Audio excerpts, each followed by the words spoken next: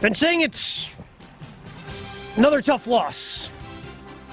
Been saying it quite a bit so far in the early part of this season for the Green Bay Packers as they fall 19-17 on the road in Denver to the Broncos. I'm Gabe Knights along with Steve the Homer True. Before I give my thoughts, before Homer gives his thoughts, here on Green Bay Game Night, we begin the same way each and every show. And I'm real curious to see where he goes with it this time.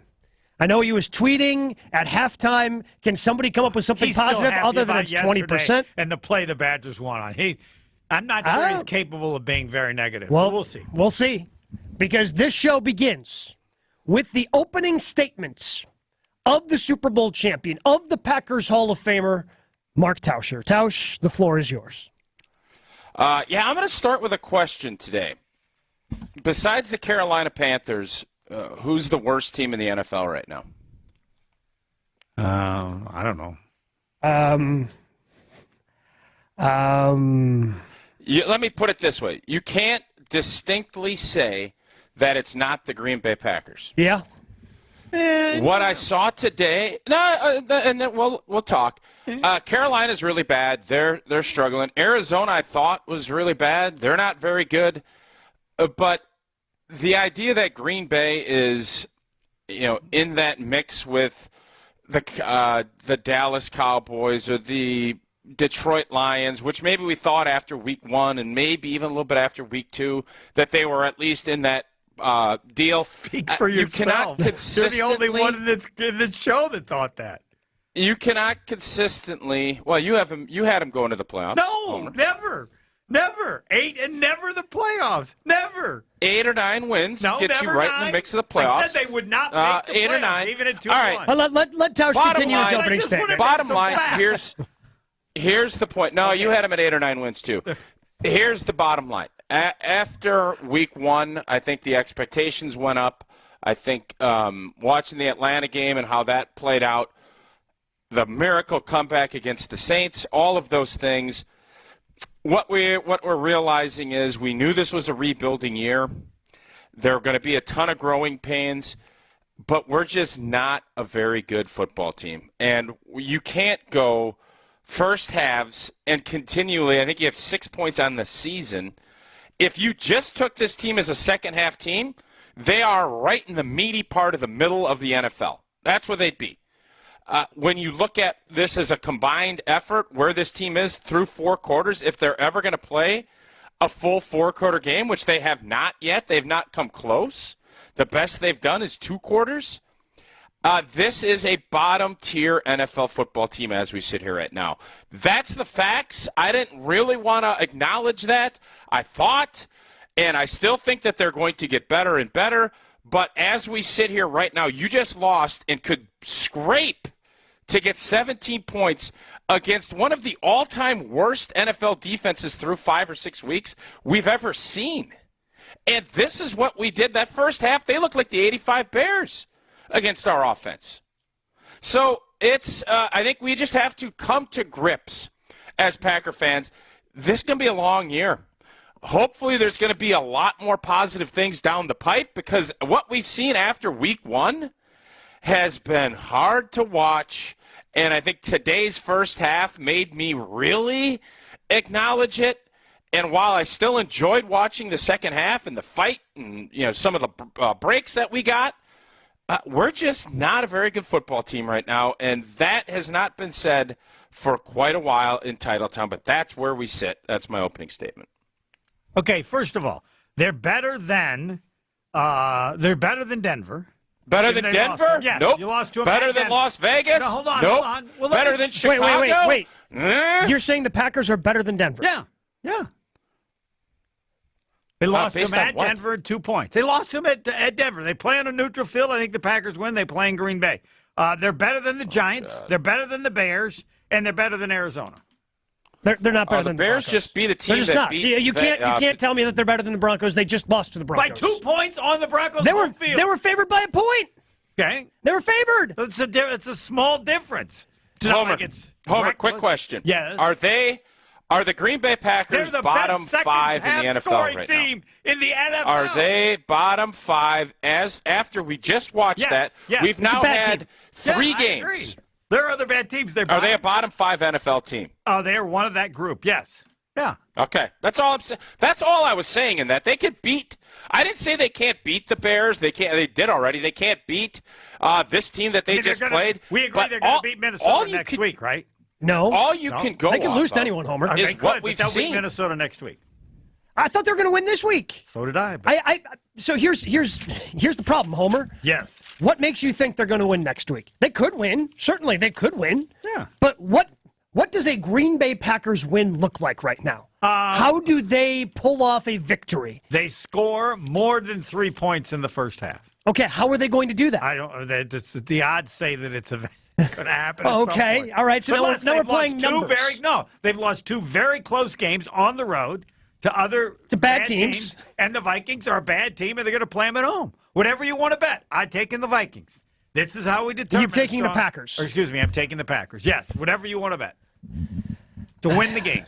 But I'm not arguing with the point. What I'd like to emphasize is that we need to set the facts. First of all, Gabe has always said 6 wins, and you said 6 wins when they were 2-1. Yep. I said 8, but they will not make the playoffs. I said 8, but they will not make the playoffs, even when they were 2-1. I said this week, if they lose, I'm down to 7, and I'm now down to 7. But have never picked them to win the playoffs. There was one person on the show who picked them to win the playoffs, Yeah, and that 9 would be wins. Mark Tauscher. I had him and at 9 8. wins. I had him at 8 or 9 wins Yes, and making the playoffs. Now you're taking them And let me out tell you of something. the playoffs If- now, right? Is that correct? If they can get to 9, I don't see the path to get them to 9 unless they get so you are markedly now better. saying they will not make the playoffs, just so we have it right. No, I'm still saying they have Okay. 2 wins right now. They're not a playoff team as we sit here. No. But you think they'll be one before They're going to get better. Over. Yeah, Oh, Homer, I think they're going to get better. Whether or not they're going to get better fast enough, I have to say, after 3 weeks, I was giving Wildy grief because he said 6 wins. If you're making me bet right now, I would say Jason's going to be more accurate than I am. Okay. But you're not changing. But I'm not because Homer. I just believe. I think we'll see some improvement, but I mean, we just can't stay healthy. If this team is going to continue to get hurt the way that it is and continue to lose players, if you're finishing the season without Christian Watson and you don't have Devontae Wyatt, you don't have a bunch of guys. Bach's been out. Obviously, he's done for the year. You start adding all that up, it's going to be more difficult to get healthy enough and to be improving enough. But the schedule doesn't matter. I was convinced that because the NFC was so bad that this team would be able to make waves and get better. And unfortunately, we're bad. We're not a good team. We're just not. What are the steps, We're Tausch? what are we, 2 and 4? 2 and 4. We're 2 and 4. And 3 and 4. Could after the easily be Minnesota 1 and win. 5. You could say we could easily be 3 and 3. What do you mean? Hold on. They lost a game by 1 point. They lost a game by 2 points, and they lost a game by 4 points. They could very easily be point? 5 and 2. Yeah, what's your point? My point Okay. is, Well, they when only you played lose 6 games by so I don't that know how close, but they how are they also 5 and 2 and you play 6 they games? won 1 game by 4. And yeah, they won a game by a point. Okay, so how are you They 5 won- and 2 if you play 6 games? They get.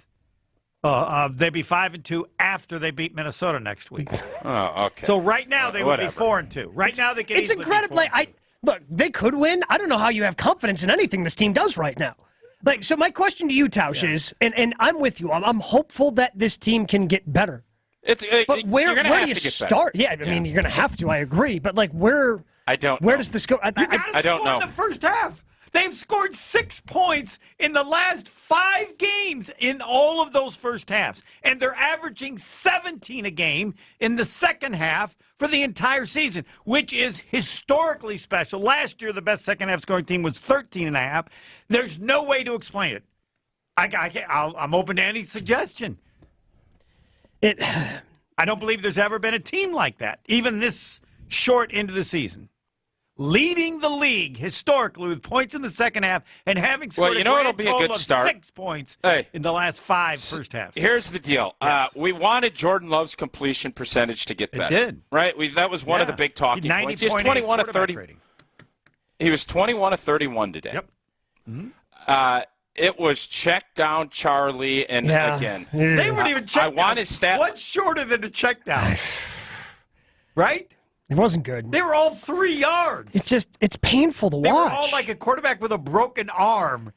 It's just painful to watch. And I don't know if that was part of the game plan in the first half where they wanted to keep it short, try to give him confidence, try to boost that up. And clearly part of his game plan, and I know the Packers aren't very good at this part in terms of the yards after the catch, but I know that they had mentioned, and I'm blanking on the sideline reporter's name now, where she said she had talked to LaFleur, and he said they had to do a better job breaking tackles. So clearly part of the game plan was throw it short, let these guys make plays. I want to emphasize, I've never heard that from a coach ever before.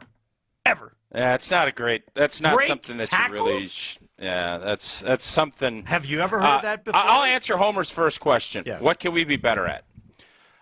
I don't want as much. I like the way A.J. Dillon played tonight, by the way. I thought he played hard. He ran, hit 4 yards a carry. Why did Jones not play at the end of the game? I thought he played really well. He's on a pitch count. What we need, I don't need A.J. Dillon to be my leading receiver. Okay? I want these 3. I got these young wideouts. You got Jaden Reed. We got this young talent that is supposed to be developing. Let's see them develop in front of us. Because I didn't see that tonight. Luke Musgrave, we're supposed to get him the ball a bunch. I know he got knocked out with a concussion. Aaron Jones, he was on a pitch count. I mean, we need to see more from him. You're just not seeing. What are you worried about? What do you think Vance Joseph was worried about today? Nothing. What do you think he was worried about? Not even anything. The defensive coordinators now, old boy from Minnesota is going to blitz us to you-know-what. He's a blitzing dude. There is nothing here other than Christian Watson's speed, and Christian Watson can't stay healthy. I don't know what happened to him tonight. I don't know how that's going to play out. We didn't do a great job of getting him the ball tonight either. That's it. There ain't anything else. Nobody's scared of anything. Denver's got Denver's pass rush. That didn't hurt Green Bay tonight at all. Nope. That wasn't even an issue. Whereas at least against the Raiders, that was the case. Jordan Love had plenty of time to decipher and make progressions, and it was Charlie check down, Charlie check down, Charlie check down. And at some point, you have to throw into a window. You have to be willing to make those big plays. We saw it earlier in the season, and it worked for a little bit. You got PIs. You got some big plays. This ain't going to work. This creativity, this is not going to work. What we're doing right now is not working against anybody. And when you put up 17 points, let me see how many total yards. Remember what I said last year? 300-ish. Remember what I said last year? The 17 Packers with Aaron Rodgers did the same. 300 yards of offense against someone, the Miami Dolphins. And again, I'm not trying to compare. Old boy compared them. John Runyon Jr. did. I didn't. Comparing the Dolphins to this Packers team. Dolphins are obviously markedly better. They're more experienced, everything else. But they pulled off, and they had almost 800 yards of offense. It'd take 3 games to get what they had won, and they pulled off. There's nothing explosive. There's nothing dynamic. If you're not going to get Aaron Jones at full strength, there is nothing dynamic about this offense. And in this league, you can't make it happen. You get a BS holding penalty against Elton Jenkins, and your ship is sunk because you can't overcome 3rd and 20, 2nd and 20 with Charlie checkdowns. And then you force something up late. You can't win that way in this league. That's where this team is right now. 800-990-3776. That is the number to get in and join the conversation on the Botobox wine line here on Green Bay Game Night. You can call us. You can text us. We will get to you like we're going to get right now to Paul in Madison. Paul, you're up first on Green Bay Game Night. Gabe, how are you? I am now relocated in another M town called Monterey, so it's nice. I've held off calling so far. I get to watch a team every week that has arguably 5 or 6 players that are either the best or among the best at their position in the entire league. that has Mr. Irrelevant quarterbacking, and he's lost one game as a starting quarterback in the regular season, one game. And they have, obviously, a terrific coach. So my question is, if this team, I think you're right, somewhere around the bottom 5, close to it. So if they can't win the close ones, Homer, and it ends up being 5-12 or 6-11, and you look at a team like the 49ers as an example and say, how do we have maybe one player, Jair Alexander, and he's been hurt, who you could argue is among the best or close to the best at his position. That's it on this entire roster. How do you get better, and who do you trust to do it? And between Gutekunst, LaFleur, and Love, with all those good quarterbacks out there in next year's draft, who is this franchise going to hang their hat on? Any of those three, one of those three? I don't think it could ever be all of those three. And who's more vulnerable now as this season proceeds? Because this current team, the way it's been structured, the people who've made the decisions, the way they're playing every week, and the quarterback, yeah, Rodgers only won 6 games his first year, but come on. We all saw, everybody could see there was something more there. We don't know about Charlie Checkdown yet. Who stays here?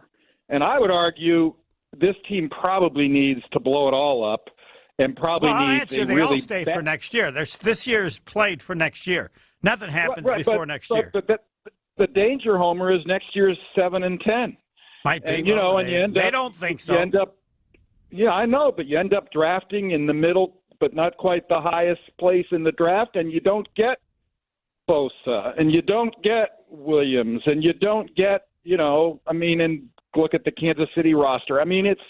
This is a roster problem, not a scheme problem, not even a quarterback problem. He's okay. He'll never be Rodgers or Favre. We were all fools. Nobody really thought that, but But this is a roster problem, and, we've been lucky for 30 years. This may take a long while. That's my only point. It's okay watching it. We didn't expect – I drank the Kool-Aid for a week or two, thought maybe, 9 wins, and in the NFC you could make the playoffs because it's a horrible conference. Obviously, it's not going to be that. But that's my question. Do we really trust the people in charge right now? Gutekunst has made a bunch of decisions that have gotten us to this point with these players. Yeah, and I think we appreciate the call, Paul. And I think when you're 2-4. Is he in Monterey? Is Paul in Monterey? Is he playing Pebble Beach? Is that where Paul's at? That's what he said. I believe that is where he is, yes. Oh, good for Paul. Yeah. Let me tell you something. Good for you, Paul. Hey, look, when you lose 1970 to the Broncos, it eases the pain if you can just look out over the ocean, right? Get out there. I saw Jimmy Nantz was announcing for just some random folks hitting the tee shot on that par 3. If I'm Paul tonight, go take a walk down Monterey. It'd be a beautiful night. That would be the even hole with where this... Dwayne Wade had a hole-in-one recently. Correct. Yeah. That is correct. Okay. 800-990-3776. We'll continue to take your calls. We'll get to you after the Packers lose to the Broncos 19-17. Your reactions up next on Green Bay Game Night. More Green Bay Game Night coming up on ESPN Wisconsin and WTMJ. Buckle up. It's all systems go at Potawatomi. Plug in to high wattage play and you could win an all-electric BMW i7. Play now through September with your club card. Prize drawings on Thursdays. There's a shocking $800,000 in total prizes on the line, including the luxury BMW i7. It's time to electrify your drive. Only at Potawatomi Casino Hotel. More info at paysbig.com/BMW. Must be 21 years old and a club member to play. It's spooky season, and that means spooktacular savings at Metro Kia Madison. Get into a stylish 2023 Kia EV6 at 0.9% APR financing for 48 months to qualify credit $21.22 per 1,000 borrowed. Or the popular 23 Kia Soul for 3.9% APR for 48 months to qualify credit $22.53 per 1,000 borrowed. Also included is a new 4K big screen smart TV with the purchase of a new vehicle. Spooktacular savings are at Metro Kia of Madison. Search inventory at metrokiaofmadison.com. Hi, this is Lee, inviting you to Ruth's Chris Steakhouse in Middleton. We got a great happy hour every day of the week from 4 o'clock to 7, and our patio during the summer is open too. If you're getting married, a special occasion, a birthday, anniversary, or even a business meeting, we've got all the accommodations right here at Ruth's Chris Steakhouse. You work hard, and sometimes you're not sure what you want to do, where you want to spend your money. I want to encourage you to come into Ruth's Chris Steakhouse and say hello. It'd be a pleasure to meet you. Are you or is someone you know a student considering a career in media? The Wisconsin Broadcasters Association is here to help. The WBA Foundation is offering 4 scholarships, 2 for $2,500 and 2 for $1,500 to assist students enrolled in broadcasting or related educational programs. Students who have completed at least one half of their degree or graduation requirements are eligible to apply at WBAFoundation.org. Applications must be received by 4 p.m. on Friday, November 3rd. That to-do list you have needs one more thing. Chill. It's an easy thing to do. Just crack open an ice-cold Coors Light and chill. Take the afternoon off and binge watch anything. Go to happy hour and stay for a couple hours. Who's counting anyways? Or hang out with just your dog, because you've had enough human interaction this week. Whatever you do it with a Coors Light. Mountain cold refreshment made to chill. 2020 Coors Brewing Company, Golden, Colorado. Celebrate responsibly. A bank that goes the extra yard? You got it. Show your love for the green and gold with Packers checking only from Associated Bank. Make every transaction a touchdown with your Packers debit MasterCard. And when you use it at the Packers Pro Shop, at the stadium, or online, you'll get 10% off. Associated Bank's Packers checking scores the home field advantage by delivering Midwest-based customer care, outstanding value, and more. Get in the game and learn more today at associatedbank.com/Packers. Member FDIC. Tired of power outages disrupting your life? Make them a thing of the past by getting a Generac home standby generator from Adams Generators. Adams Generators is the largest and #1 rated Generac dealer in Wisconsin. With 24/7 emergency support, our factory-trained technicians are standing by to assist you. Visit adamspower.com/generators to make sure your power always stays on. That's adamspower.com/generators. One call, that's all. It's not just a slogan, but a way of life at Gruber Law Offices. If you've been injured, call our team today. We've represented tens of thousands of injured Wisconsinites for well over 30 years. Trust Wisconsin's own Gruber Law Offices. One call, that's all.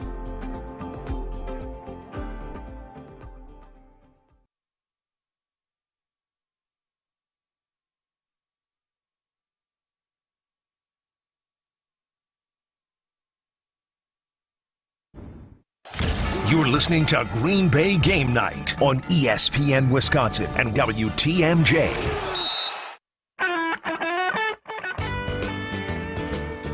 down and 2. Fouled in the secondary. Love. Sidearm through the hands attack. Caught by Reed. On the ricochet. Caught by Reed.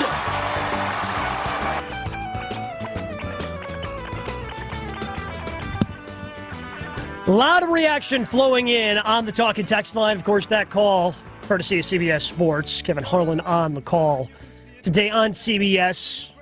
He's Homer. I'm Gabe, along with the Packers Hall of Famer Mark Tauscher, taking your reaction. 800-990-3776 on the Boda Box Wine line. We'll get to some of your texts coming up in just a moment. But first, we go out to Mo in Illinois. Mo, you're on Green Bay Game Night with Homer, Gabe, and Tausch.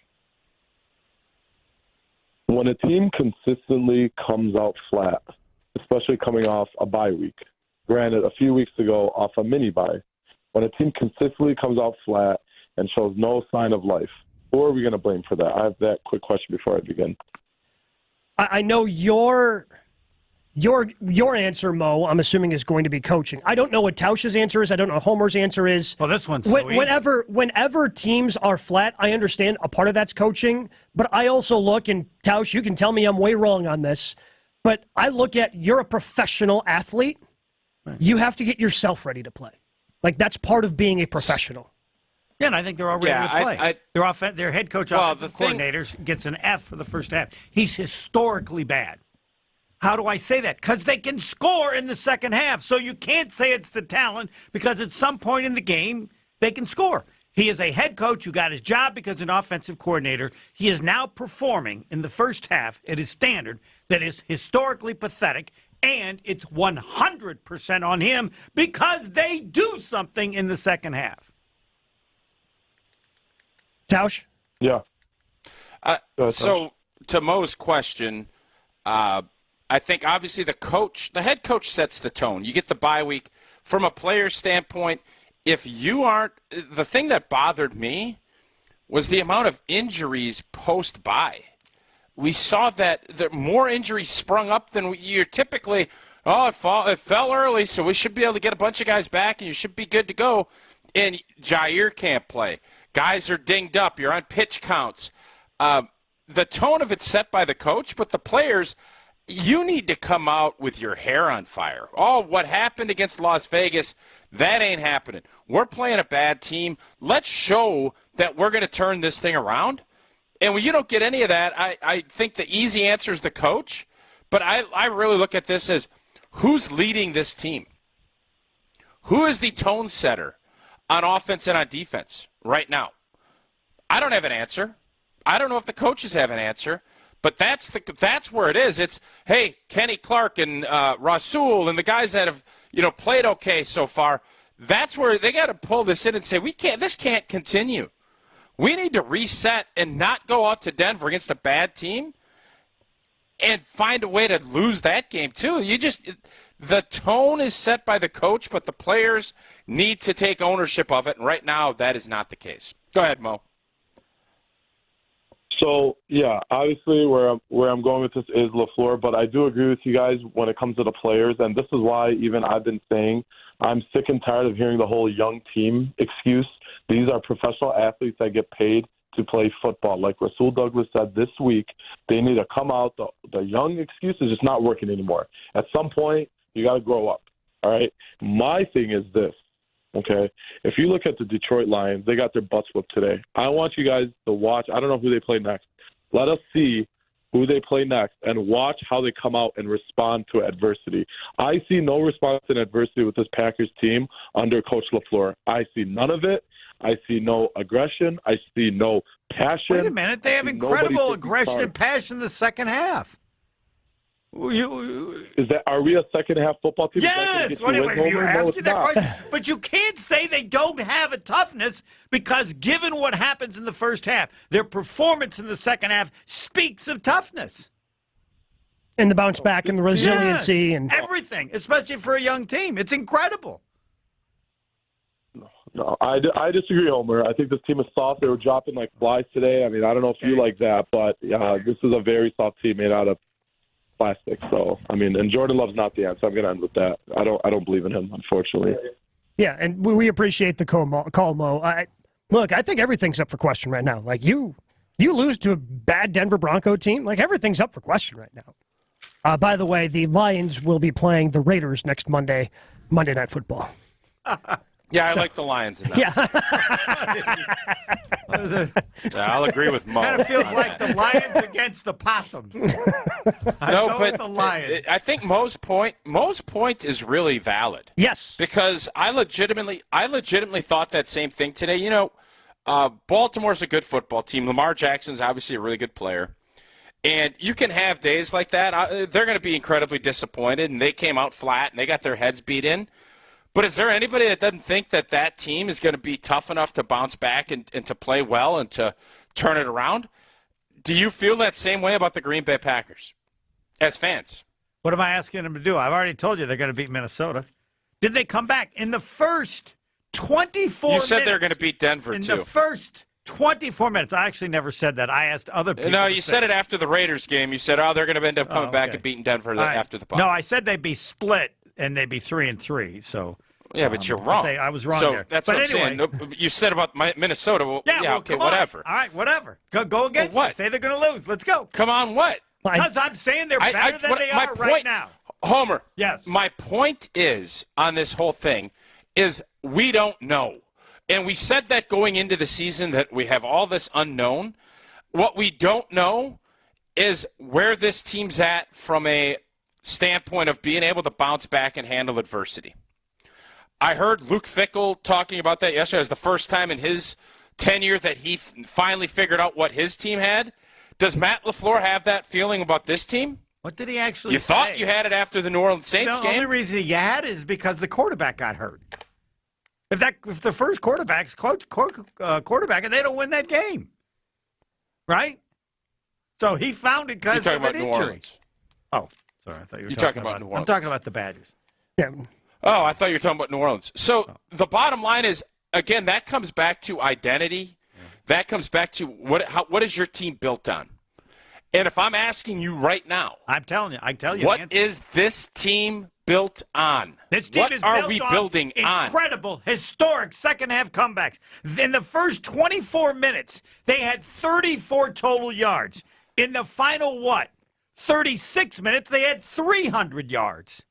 They have incredible. So are they built on? They come back. They have for a young team, they have an incredible level of confidence or whatever. That's a team then built on a house of sand because you can't win football games consistently doing that. That's correct. Well, no, and Homer, you can say that they're built on that, but you could also say they're built on slow, sluggish, crappy starts. Oh, historic, yes. That makes it impossible to win.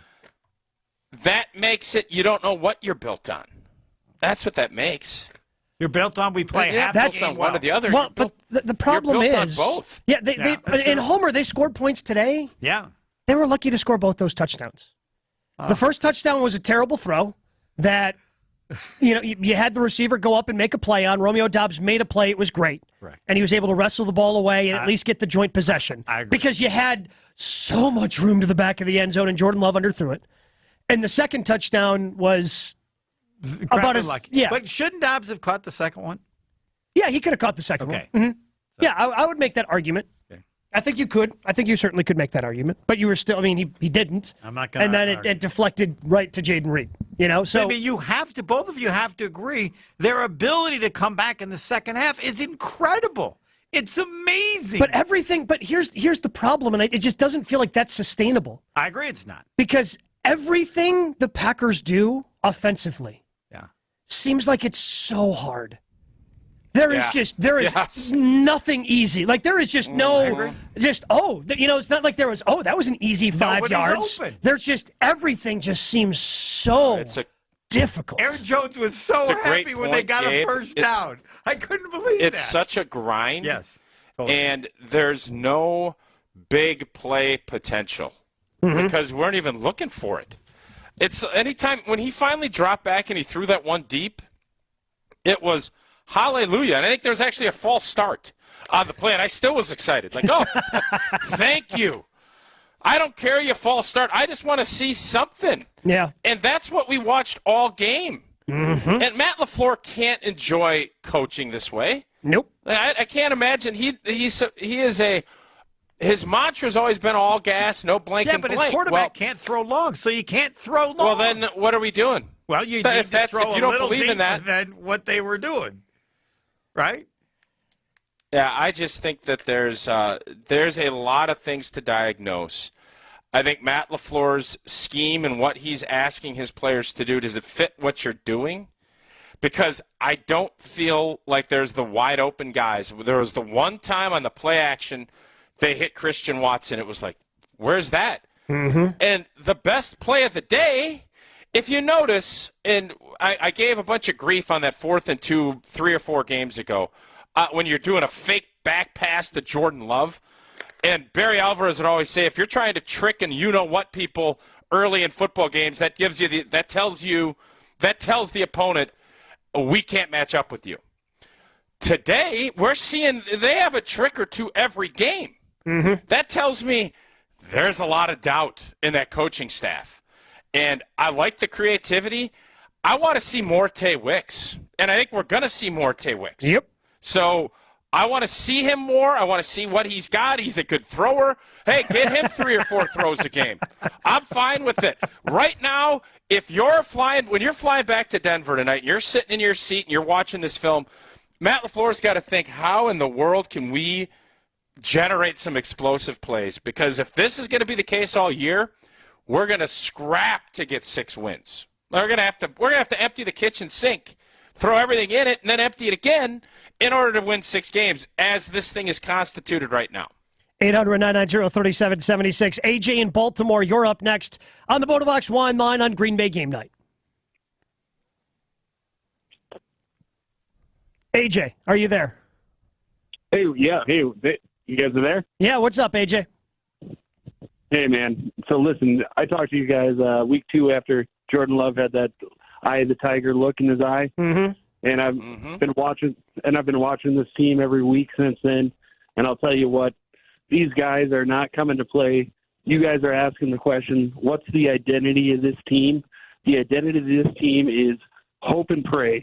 Because let's hope and pray there's a pass interference call. Let's hope and pray that deflection goes to Jaden Reed. Let's hope and pray that Jordan Love doesn't throw a stupid-ass interception at the end of the game when he had Jaden Reed coming across underneath.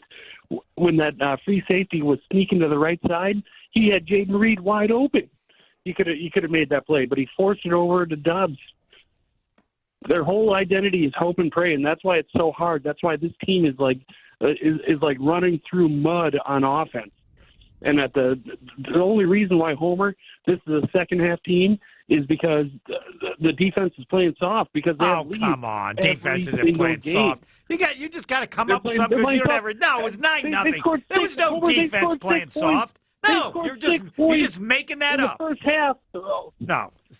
They scored six points in the first half of the last 4 games combined. Last 5, actually. Like, this team – yeah, it's amazing what they've done. And you have no explanation for it. No one does because no one's ever seen it before. I have the explanation for it, Homer. You're because wrong. The defense is playing softer because they're playing with the lead. You could say because they're all naked, but that isn't true either. They're not playing soft. The games are close.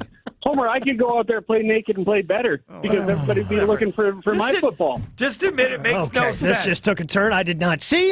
Yeah, AJ, we appreciate the call. Nudity Yeah, this is a family show. It's a family show. Let's clean it up. We're going to take... It's what we pride ourselves on. We're not a family show. Homer, before we take a break, Homer, why do you think we're so crappy in the beginning of games and, as you put it, so awesome in the second half? Why? I have no idea. I was going to ask you. I don't have an answer. Well, no.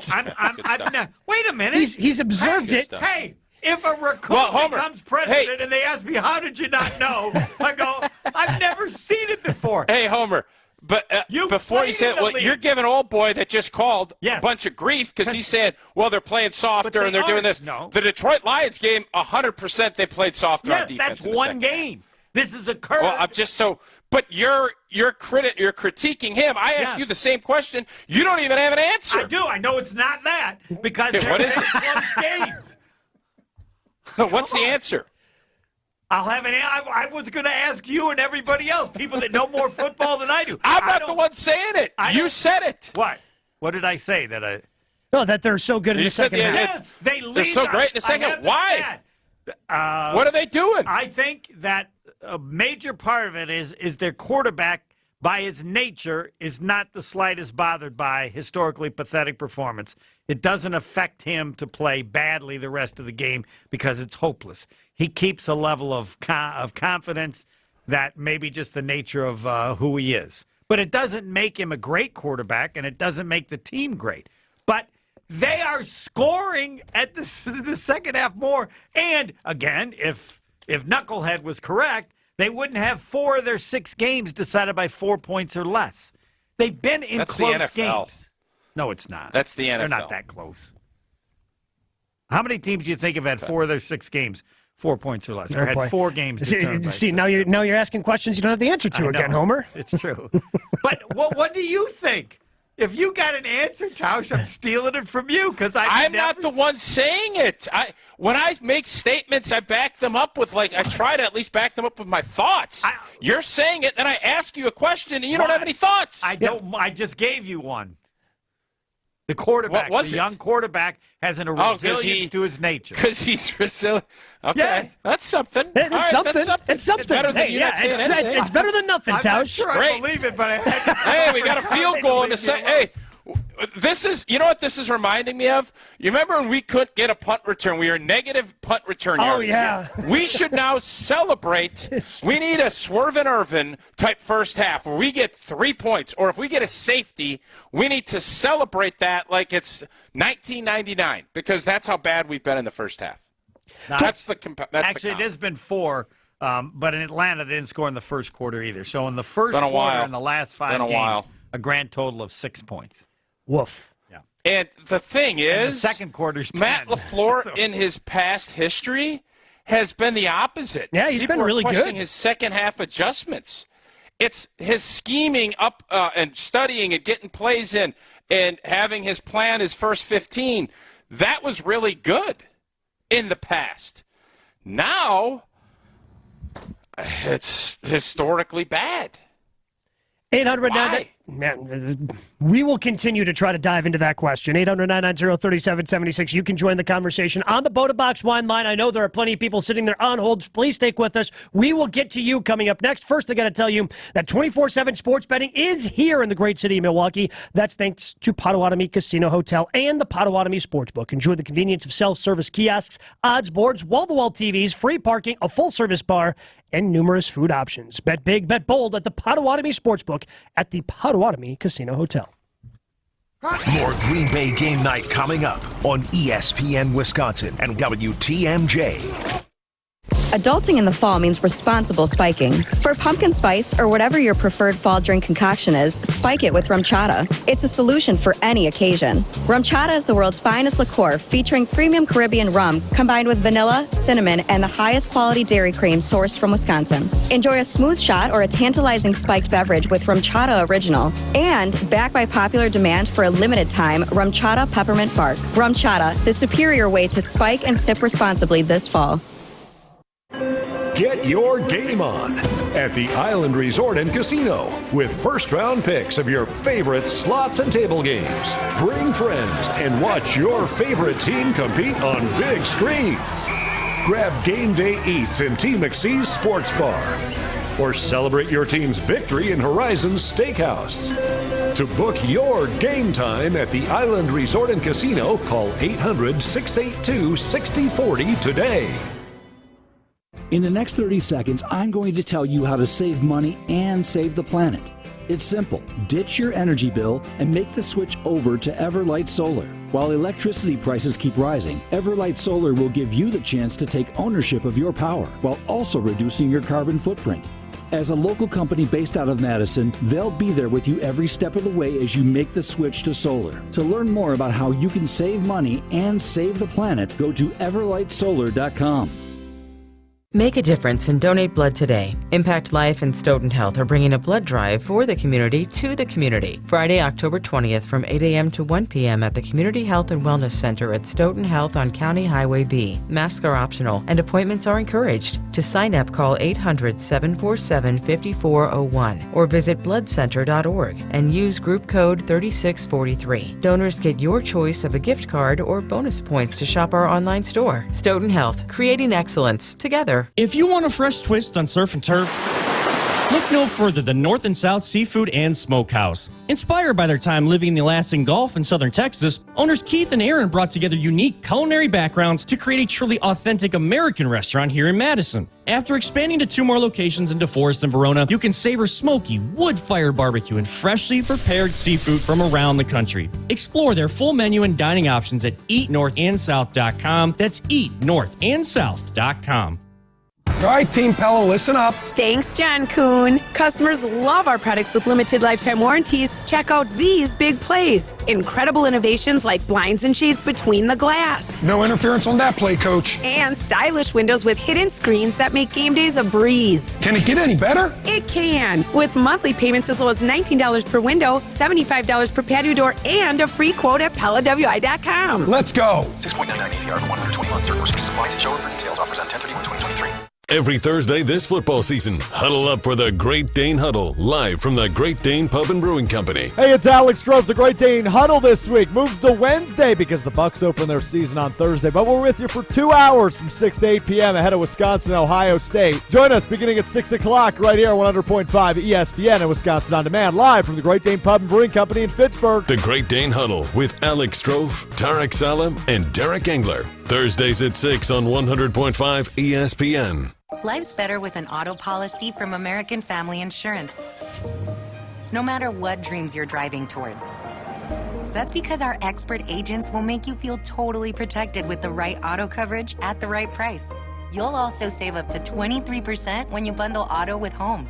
American Family Insurance. Get a quote, find an agent at amfam.com. Products not available in every state. Visit amfam.com to learn how discounts may apply to you. American Family Mutual Insurance Company, SI, and its operating company, 6000 American Parkway, Madison, Wisconsin. Hi, this is Dave Kane. You're listening to Madison's Home of the Bucks, a good Karma brand radio station, 100.5 ESPN WTLX, Monona, Madison.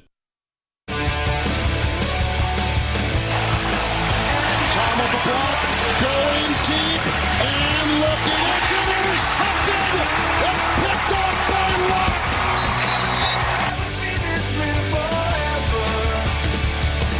I do have the numbers. Packers have scored 13 points in the first quarter, 13 in the second, 56 in the third, 48 in the fourth. So 26 in the first half, 104 in the second half. There you go. Homer's got the numbers. They have not scored a point in the second quarter in 4 games. Okay, why is that happening? Because they have an incompetent offensive coordinator who is incapable of figuring out what's best for this team when they come out of the game. Like, you have 15 plays or whatever. And the scripted plays? Yeah. So that's apparently one of his weaknesses, and I would assume that his quarterback took care of that in the past when Aaron Rodgers. Does it sound bad that when you said we've had 26 points that I'm shocked in the first half? Like, really? That many? No, like, legit. Well, in the last 4 games, they have a grand total of 6. So you just forgotten the first 2 games. I'm legitimately shocked when you said that. Like, 26 seems like that's decades ago. Yeah, 20 of the 26 were in the first 2 games. All right, I asked this question. I feel like we almost feel like we need to ask this until they win again. Has this team regressed? Homer? Yeah, a little bit. But you'd expect that in with a young team. Definitely offensively. Because, again, I think the defense did their job. You hold teams to under 20 points. Fine, yeah. You hold teams to under 20 points, you expect to win. Injuries, without people. Yeah. So Jair started the game out. So did Devondre Campbell, and hey, then you were Gabe, quick getting question. more injuries. Yeah, what's that? Since you're you're a smart guy with good research skills, how many turnovers has this defense created this season? Not many. That's what this defense is missing. For sure, and that's why I brought it up. The reason that I'm disappointed, because I just looked at the stat line as far as Russ Wilson and the running game, and Russ was pretty 20 of 29, very accurate, 98 rating. He threw for 194 yards. We can live with that all day. Gave up 145 yards on 25 carries. That's too much. But it wasn't like we were just getting pummeled into submission today, and we gave up 19 points against one of the all-time worst defenses through 6 weeks of NFL football that we've ever seen. Yeah, it should be enough. So anyone that's trying to pin this on Joe Barry, what I will say and what I'm disappointed in, I don't know how many times he was sacked 1 time for 0 yards. So he wasn't really even sacked. I was surprised because Russ turns the ball over. The old new Russ turns the ball over. He does not stay in the pocket. He wants to bounce outside. And I don't know if the game plan was designed, because there are times with really good running quarterbacks, which Russell Wilson is not anymore, where you kind of mush rush and you don't really go for sacks. You go to make sure you keep him in the pocket. I would have loved to have seen more aggressiveness trying to sack, strip, and put him on the ground a little bit. I understand why Joe Barry didn't want to do that, but at some point, especially when your offense is struggling like it is, you need to elevate, and this defense has played well enough the last 2 weeks to win. And that's all you can ask for in the NFL. 5 turnovers. When you have this offense, you have to change things. Yeah, they've only created 4 5. 4 interceptions. They've recovered 1 fumble in the 6 games so far this season. 800-990-3776 is That's good. the bottom. That's the low in the NFL. Yeah, Jason in Tosa, you're up next on Green Bay Game Night. Yeah, I don't want to get sidetracked, but if I hear one more time how great this defense is playing, giving up 145 yards, and Denver scoring more than its average points per game. They get up 17-16. Who was shocked when they gave up that drive? But But that's really not the reason I'm okay, Jason, but I don't think anybody said that the defense was star-spangled awesome. All we said was the defense wasn't the problem today. It was good enough to win. Wasn't the defense going to carry the Packers in 2023 because they have all the veterans and the 7 first-round picks? Did they carry them today? Did they carry them in against Las Vegas? They are mediocre. I'll give them mediocre. So what? Here's the real point.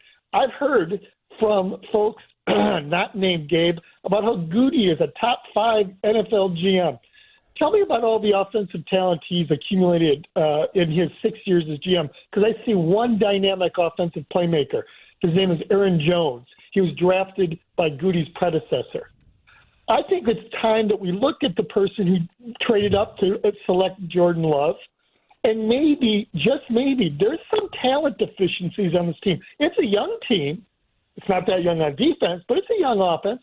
I don't see all that much talent out there.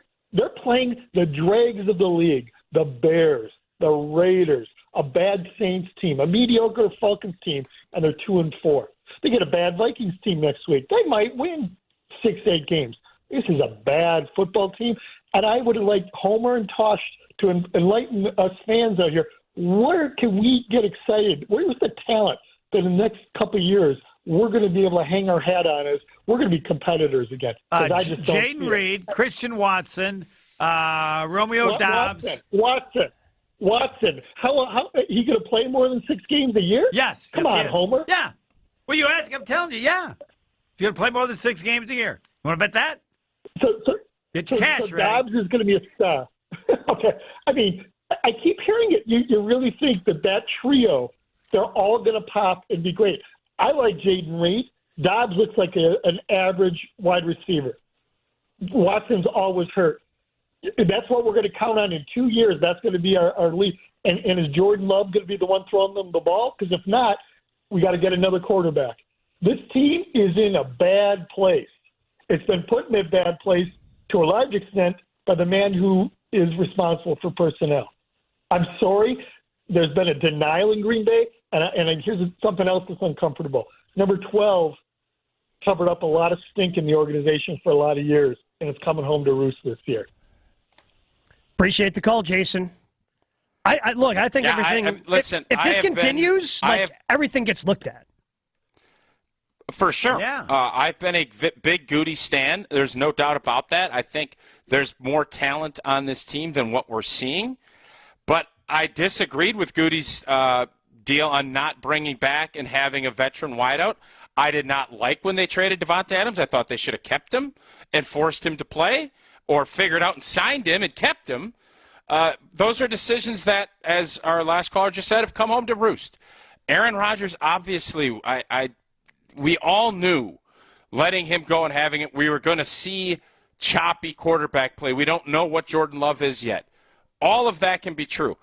But I do have to admit, Christian Watson, when he's fully healthy, he has been very, very good. All-time Randy Moss good for that 4 or 5 game stretch last year. Yeah. If you recall, doing the show, his stats were the same. He's the only other rookie receiver to ever do what Randy Moss did. I don't think Goody missed on that. Is there a chance he's going to be injury-prone and not be able to live up to his potential? Yes, there is. But I hear Matt LaFleur raving about Musgrave. I hear him raving about Jaden Reed. So is he just doing that or to build up his guys' confidence, or is that what he really believes? I don't know the answer to that. But, yes, if you are one of the worst teams in the NFL, which right now Green Bay is, I hate saying it, but it's the facts. They're not the worst. Carolina is, but they're right there with everybody else in that 25-31. That's where they're at. Is it a talent deficiency? The talent maybe isn't as great as we thought. Yeah. It has to be considered at this point when you lose to a bad Broncos team. Jeff in Minnesota's up next, 800-990-3776. On the Botobox Wine Line, Jeff, you're on Green Bay Game Night with Homer, Gabe, and Tausch. How you guys doing? Terrible. That's right. Okay, so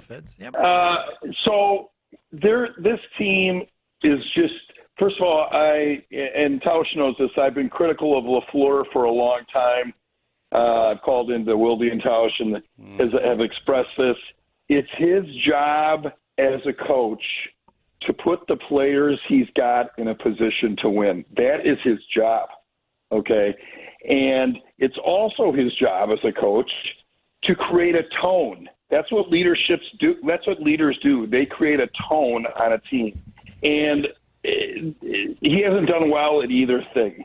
On top of it, this team is just finding – this is what bad teams do. And Tausch, you were on, one bad team with the Packers where they didn't do well? One really bad one, yep. Yeah, one really bad one. And so what bad teams do is they keep finding ways to lose.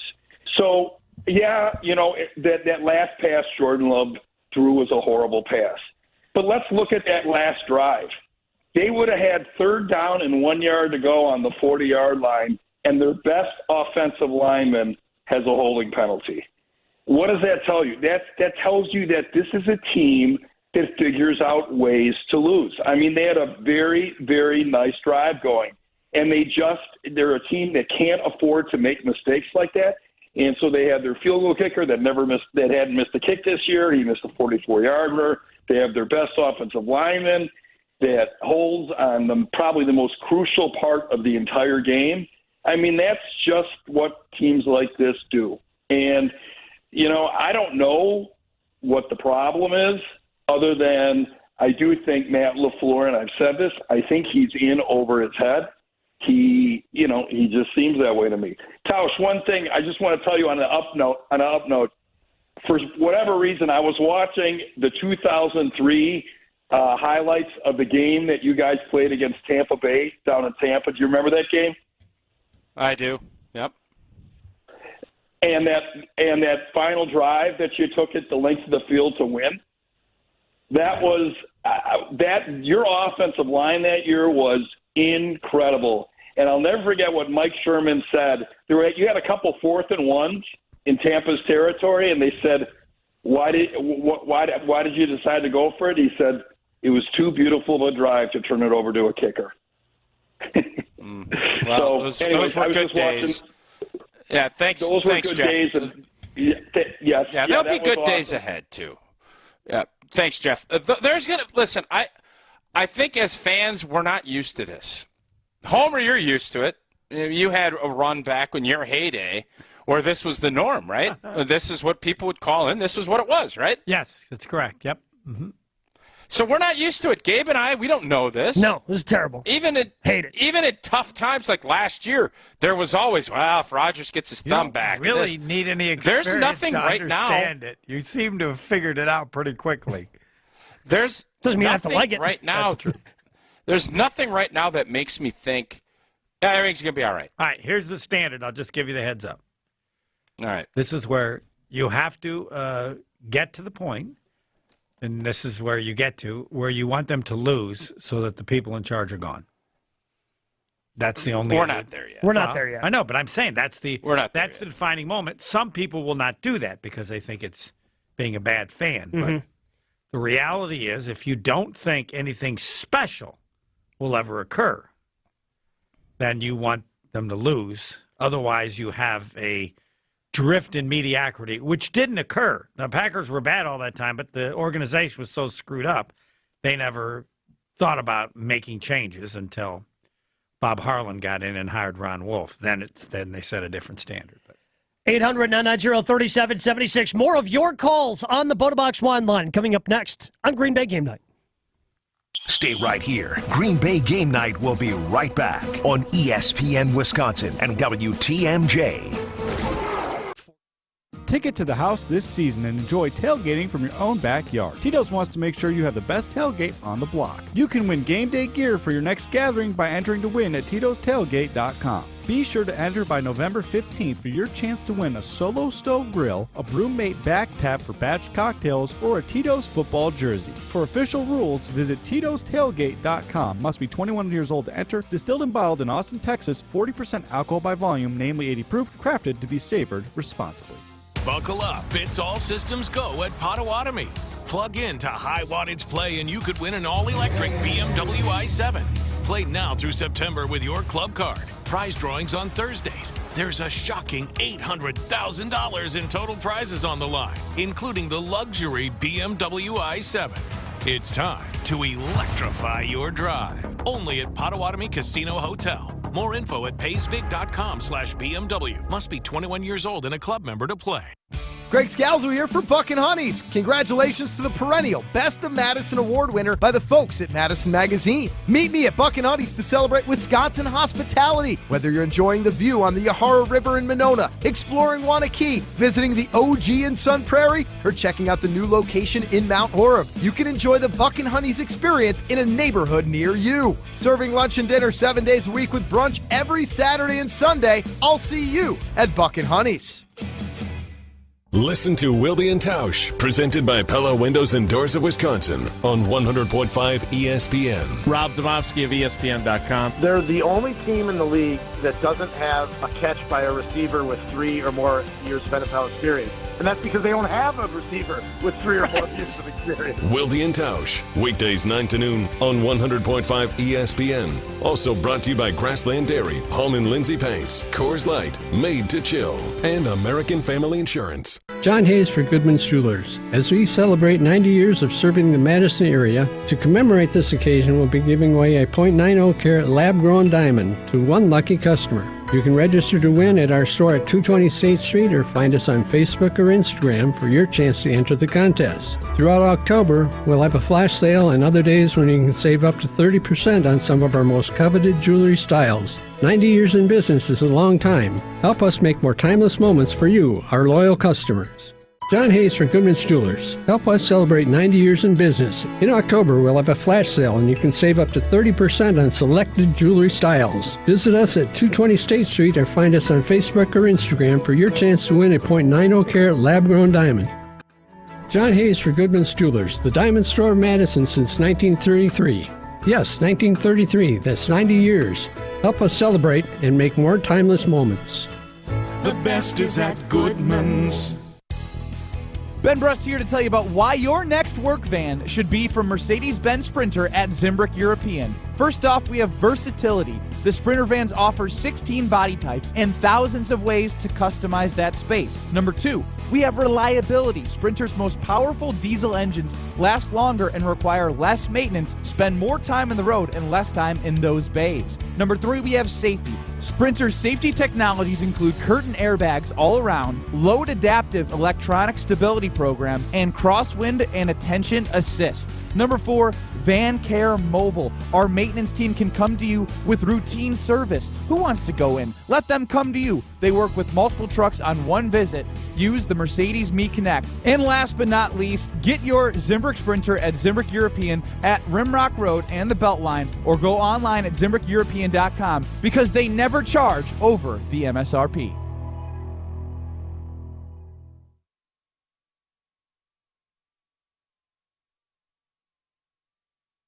Back to Green Bay Game Night on ESPN Wisconsin and WTMJ. Matt, how much progress do you think you made over the bye week with maybe fixing some of those slow starts? And obviously zero. Why do you think that is? Why do you think it's been that way? That's a great question. Matt LaFleur after the game. Sounded like Matt Schneidman asking those questions. Schneidman also tweeting out earlier that Luke Musgrave seen in a walking boot in the locker room after the game. So maybe not a concussion issue, maybe some sort of lower leg issue as he was seen in a walking boot. What that means, we'll continue to, if we see any reports out there, we'll continue to get that to you as well, as the Packers lost to the Broncos 19-17. Tausch. Homer, I have to apologize to you. I'm going to apologize. I'm ready. They just asked the head football coach the exact same question I asked you. You had, at least after 5 minutes of fumbling around, you gave me some semblance of an answer. Matt LaFleur didn't have an answer. So I apologize to you for putting you on the spot when the head football coach didn't have an answer. Why on earth would I expect you to have an answer? But then I can tell you what the answer is. Whenever Matt LaFleur does not have an answer, you know what the answer is? My players aren't any good. Because he will never say anything negative about a player publicly. But he also stated last week in his meeting that The problem is that we give them good plays and we mess those up, and we give them bad plays that make them even worse. But that gives you the answer, and then that's his answer because he'll never say it. So if that's the case, Yeah, it's all on Goody. What He do we believes have it's to be? all on Goody. Yeah, I'm not going to fight you on that. I don't know that. So then what gives you optimism? If the head coach doesn't think the players are good enough to do anything, what are we doing? Then I have no optimism. We're trying to get the best team available for next year. That's why we're overdoing the Ute thing in hopes that they will grow from that and we'll have a team to make the playoffs next year. Anything else? If that's the case, we are going to need to do what Brian Gutekunst did after the 18th season when he brought in the Smith boys, Adrian Amos, Billy Turner. We're going to have to go through and revamp in a monster way this offseason with free agency, and I don't know where the Packers cap situation is. Necessary as you do. Well, if you win 4 or 5 games, that realization will slap you in the face. Yes, it will. Okay. 800-990-3776, the number to get in on the Boda Box wine line where Sugar Free has been patiently waiting. Sugar Free, you're up next on Green Bay Game Night with Homer, Gabe, and Tausch. Okay, gentlemen, I've got answers. I just want to give credit to Jason, and then I want to he also said this team can win 6 to 8. At the pace right now, definitely not. But if they listen to Sugar Free, that I've got answers, then they may be able to. All right, well, Sugar Free, I'm going to tell you this right now. Like, if you've got the answers, do you really want to give them away for free right now on Green Bay Game Night, or do you want to try to contact the organization and get some monetary compensation for the answers you're going to provide? This station's been good to me. Enjoyed listening to all 3 of you, and I'm going to give it away. Get to it. Get all right, to Shug. Hey, let's hear it. Hold on, Homer. You always want to get me off the phone. Dang. Yeah, Homer. Anyway. God, Homer. Anyway. Figure it out, Homer. Anyway, but Jason, I want to give credit to Jason, first of all, is that he said we have played bad teams. And we're gonna only have a couple, well, maybe 3-4 more bad teams. Then we're gonna play some good teams, and then you know what happened against Detroit, right? So let me just leave that there. This is what I'm gonna say. Tauscher was there when Aaron Rodgers came in and was a starter. He is the right tackle. He saw it all, and I'm gonna tell you what he saw. He saw Aaron Rodgers. I feel like Tausch could just tell us what he saw. It's right here. Well, he hasn't given it away either, and I'm going to give it away. He saw Aaron Rodgers roll out. He saw Aaron Rodgers roll out several times a game. And you know what else he did? You know what else Aaron Rodgers did? He threw the back shoulder constantly in his rookie season. Back shoulder. If you can't do anything downfield, then you roll out and throw the back shoulder. I mean, that's what you need to do. I mean, I don't even understand it. And then the last thing, if they want to win any kind of games this year without doing those 2 things, you've got a quarterback that can run the ball. He can run. He's not scared. He hardly ever slides. You use him. And if you have a threat of a quarterback running the ball a couple, 3, 4, 5, 6 times, you're going to be able to win some of these games. If you don't, because LaFleur has no clue, like I watched that press conference, he has no clue. We are going to only win 2, 3 games. And when it comes down to the third to last game against Carolina, we must lose that game, and we must take the first pick. We are on that trajectory right now. And if we're on that trajectory, we fire Gutekunst and do not allow him to move forward with Caleb Williams. So I've got a lot there, but that's it. That's your answer. He needs to start rolling out. He needs to start running the ball until they figure out what the heck is going on in Green Bay. I actually agree with those 2 things. I like them. I think both of those should be done more often. Yep. I don't think there's any doubt we need to see more play. Jordan Love's most successful stuff has been on play action, early and downs. You put Jordan Love in a 3rd and 6+, I don't know what his percentages are. I don't think they're great. They're not going to be great for most quarterbacks, and especially young quarterbacks. So you mix in the fact that this run game has been for the vast majority of the year, that puts more pressure on Jordan. And then you don't do the bootlegs and the rollouts. Yeah, we did a bunch of stuff with Aaron. But Aaron Rodgers also, just stating facts, was a heck of a lot more accurate with the football than Jordan Love is at this point. Mm-hmm. Those are just facts. I'm not trying to besmirch Jordan. I think Jordan Love has a chance to be a good quarterback. He's not right now. And the down-the-field throws, Aaron Rodgers was not as inaccurate with that at any point in his career as Jordan Love. He's just not. Those are facts, too. So the back shoulder throws and some of that stuff, I'm all on board with it. I think he's got a really good chemistry with Romeo Doubs. I would like to see Matt LaFleur start utilizing that more and get him somebody that, man, he feels like on 3rd and 5, all right, I'm going to him. Not that he's going to be Devontae, but I want to have him feel like he's going to be Devontae for him. And if it doesn't work out, okay, I can live with that. What I don't want to do is, let's just throw it up. Let's do this. The play at the end of the game, and Matt LaFleur said it in his presser afterwards, you went for the big chunk play. All you needed to do, you weren't down 4. I saw, and you Charlie checked down all game. A.J. Dillon was open. He just had a 30-yard catch. Take the 12 yards that they gave him on Charlie checkdown, and then it's, 3rd and 8. And if you get 6, you give Anders Carlson a chance at a 56-yard field goal. We see what happens. I'm okay with that. You make that decision. You live with it. You lose the game. That has not been where we've had a ton of success this season. So the run game has not given Jordan Love the opportunity for those big, easy throws down the field. And that's why we're sitting here in a position where we have no real way other than getting PI calls on explosive plays. Football fans, tailgating season is here. If you want to win at tailgating, you need to Bodify your beverage choice. Box Wine, the ultimate addition to your tailgate party. This premium wine comes in a box fitting perfectly in your cooler and trunk. There's no heavy glass or corkscrew to deal with. 1 3-liter bottle of Box is equivalent to 4 bottles of wine, so it's great for sharing.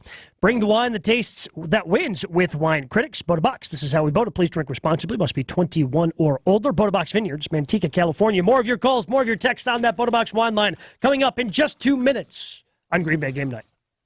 More Green Bay Game Night coming up on ESPN Wisconsin and WTMJ. Get your game on at the Island Resort and Casino with first-round picks of your favorite slots and table games. Bring friends and watch your favorite team compete on big screens. Grab game day eats in T. McSee's Sports Bar. Or celebrate your team's victory in Horizon's Steakhouse.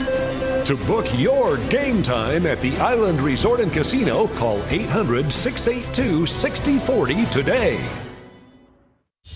Want to join the fastest growing home solar company in the nation and work in the fastest growing industry in the world? Everlight Solar has open positions in the Madison area and is expanding to Milwaukee. As a local company headquartered in Verona, Everlight Solar offers great opportunities to gain new skills and advance your career. Don't miss the chance to join the Everlight Solar team. Visit everlightsolar.com to apply today. Save money, save the planet, and start with Everlight Solar. If you want a fresh twist on surf and turf, look no further than North and South Seafood and Smokehouse. Inspired by their time living in the Alaskan Gulf in southern Texas, owners Keith and Aaron brought together unique culinary backgrounds to create a truly authentic American restaurant here in Madison. After expanding to 2 more locations in DeForest and Verona, you can savor smoky, wood-fired barbecue and freshly prepared seafood from around the country. Explore their full menu and dining options at eatnorthandsouth.com. That's eatnorthandsouth.com. WTMJ's Vince Vitrano here. A couple years ago, my knee was acting up. As an athlete, I've played through pain before, but it was getting to the point where I couldn't compete in the sports I loved. I decided to check out Orthopedic Associates of Wisconsin. It's the best decision I've made. I felt no pressure to have surgery. That was important to me. We had choices. I ultimately did choose to have a procedure. I was in and out in just hours and back in action shortly after. I recommend meeting their doctors. Visit orthowisconsin.com today. Hey, this is Eric Name of The Athletic. You're listening to Madison's home of the Bucks, 100.5 ESPN, WTLX Monona, Madison, a Good Karma Brands radio station. Law Office's One Call That's All studios in downtown Milwaukee. Alongside Homer and Packers Hall of Famer Mark Tauscher, here's Gabe Neitzel. Packers fall 19-17 to the Denver Broncos in Denver. 3 losses in a row now for the Green Bay Packers, who sit at 2-4. Broncos 2-5 after the victory. Packers up next. Homer's already saying they're going to win. Vikings coming to town next Sunday. Noon kickoff for the Green Bay Packers. We're taking your calls. What's the line for that game? What do you think the line will be for that game? So funny. Packers by 3. Funny you should ask, because 9 minutes ago in my email inbox, I got the look ahead line 2.5, 3 for the Packers Vikings. You're saying Packers by 3. Packers by 2.5, 3. Just the I home. think Packers by 4. Vikings are favored by 1. Wow. That's interesting. That's not good. No, that's very good. That means all they have to do is win, and winner, chicken dinner. That's right. And so you're going to go to the sports book, Potawatomi Hotel and Casino, or Potawatomi Casino Hotel. Yes. I will not bid a comma, but I'll bid 3 figures. We'll see how confident some of you are on that Botobox Wine line, 800-990-3776. Larry in California. Larry, you're up next on Green Bay Game Night. Well, I am so happy that I finally got to talk to Homer, who I really missed on the radio in the afternoon for out here. But that's okay, Homer, because my magic number 4 is looking a lot better than it did at the beginning of the season, because they're not going to win more than 4 games. And I looked at the schedule, and I really don't even know if they're going to win 2 more. Well, they're going to win next, so bring your money. Decide what you want to wager. Call Ted's Kevin. He'll handle it. They will win more than 4 games this year, so whatever you want to bet. No, absolutely not. In fact, I think they're going to lose. I think they'll be losing to the Rams when the LA Rams come over there in 2 weeks. That'll be an interesting game because the Rams will be out of the playoff picture by that time. They could lose to anybody, but they're going to win 5 games. That's all they got to win to prove you wrong. No, it's not going to happen. It's not going to happen. I'm telling you right now, Homer. You're not right on all accounts. You don't know what you're talking about. You're blowing hot air. I'll agree with him on that. There's no way. We don't know. You just apologized to me how many minutes ago? So I get an apology, and he turns on me, 8 minutes later? I mean, in fairness, during the apology, he also had a couple of rips on you. That's so, true. Yeah, it wasn't very good. Yeah, it's true. It wasn't like a full apology. So, Larry, I'm going to say, Larry, not confident that the Packers will beat the Vikings if they win like Homer 4 is. games, it's a horrible year. Yeah. Yeah. Uh-huh. Which brings, so Rocky and Sheboygan, texted into the Botobox One line, 800-990-3776. How many years has Mark Murphy set this organization back? Lack of accountability from everyone starts with him. And the way that he has set his leadership structure up, Goody has no hammer to hold over anyone, neither does LaFleur. The fish rots from the head. The Packers' head is Mark Murphy, who does have one more season after this one left in his tenure as the president of the Green Bay Packers. Yeah, and the thing is, too, with that, Mark Murphy should not make any big moves because he should really allow that to be whomever takes over for him should be making those decisions. Well, so, I mean, if Larry and Ken from California is right, and they end up winning 4 games this year, I mean, is it possible that Mark Murphy has somebody in place already that he is grooming at this point? Oh, no. Because I mean, some of those decisions may have to be looked at this offseason because with 4 wins, you're going to have a top 5, potentially top 3 pick. Yeah, I don't think anyone assumes that they're going to be 4. I still don't think it's going to be 4 wins. I think agree things with will you get better. With that said, I don't think we always talk about this, that general managers want their own quarterback. They want their own head coach. Doesn't matter how much great success you've had. That's just how it is. And I do not think it would be fair to whomever replaces Mark if Mark hires a new head coach and general manager 6 months before that person takes over. That, to me, would be organizationally a disaster. So I don't think that will happen. I don't know how that will all play out. I don't envision either guy losing their job. This, I hope, will be the low point in their tenure as GM and head coach. I hope that this is one of those, and Homer's right, that Minnesota comes to town. Green Bay, just like last year, Green Bay laid it on them, put up 41 points or whatever it was, and everything is just free-flowing. We score 6 points in the first half, and everything is just cascading. And everything's just going great. I think there'll be a lower point at some point this season. Excuse me? God. When? No, I don't know. Lower than only scoring 17 points. Right. Against the team that gave up 28 to the Bears. Correct. But what did they give to Kansas City last week? Yeah, I mean, that's on a short week, divisional game. I mean, they gave up 18. Everybody's going to use they lost to a team that gave up 70 points. Yes. But the reality they gave up 70 points to the Dolphins. It's historically bad. Yeah. That's why you bring that up. Yeah, it's the same reason I bring up the 363 yards that the Packers gave up against the Eagles last year. 785 yards happened. Yeah, that's... And today, we scrounge, we got 100 yards. In the first half? In the first half. And that was they gave us 17 on a draw play at the end of the half with nothing. That's right. They were not, it was 86. That is correct, sir. Another thing I got questioned. What is Gene Steratore? I love Gene Steratore, by the way. Yeah. I think he legit, he came in, he is a fantastic ref. I have a good relationship with him. He came into training camps. We talk. I think he is the best in the business at what he does. I think he's better than Pereira. What the hell was he talking about on that interception? Yeah, I have no idea. Interception? No clue. Yeah, come on, Gene.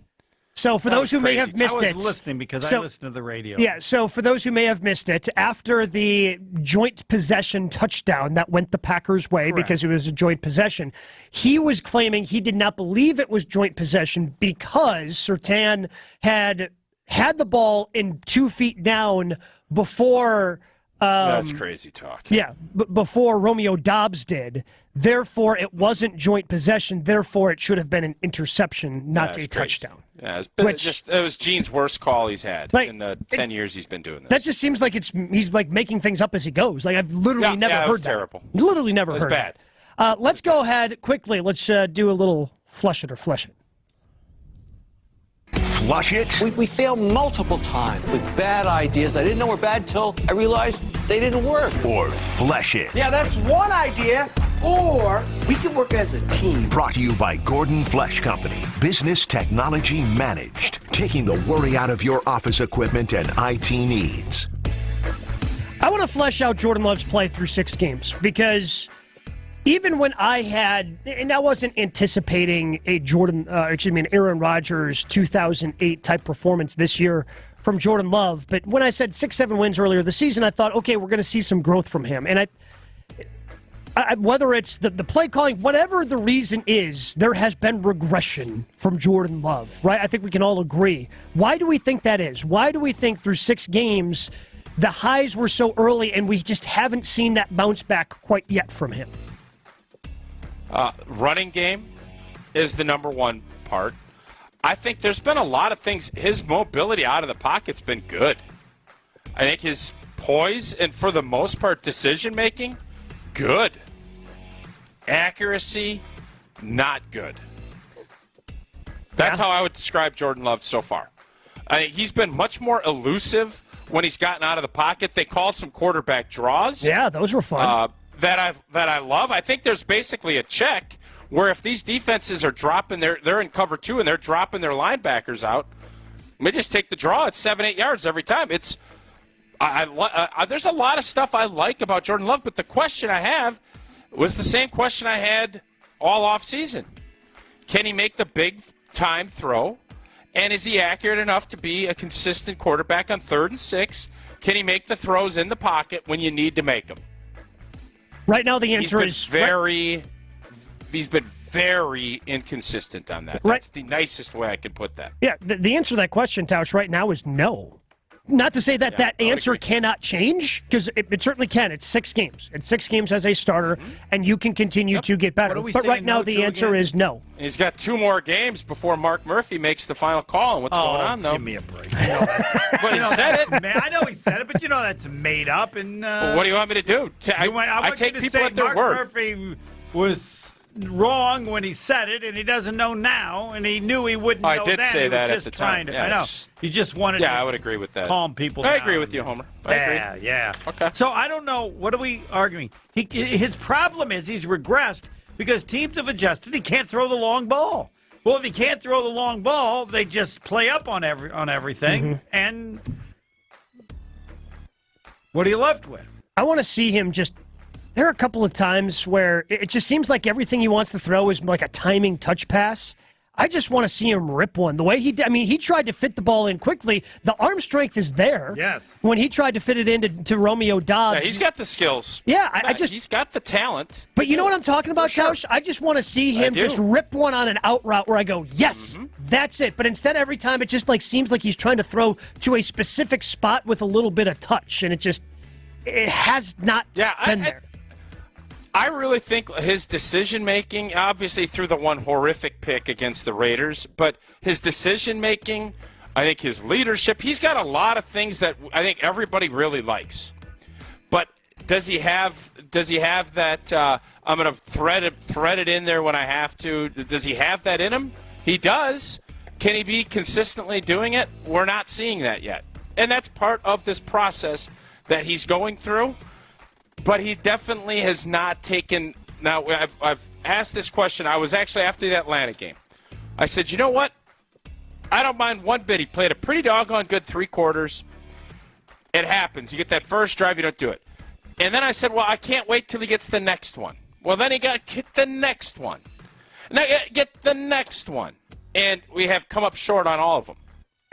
Yeah. That's got to stop, That would be where the frustration comes from my end. And that is Flush It or Flesh It, Tausch, brought to us by our friends at Gordon Flesh Company.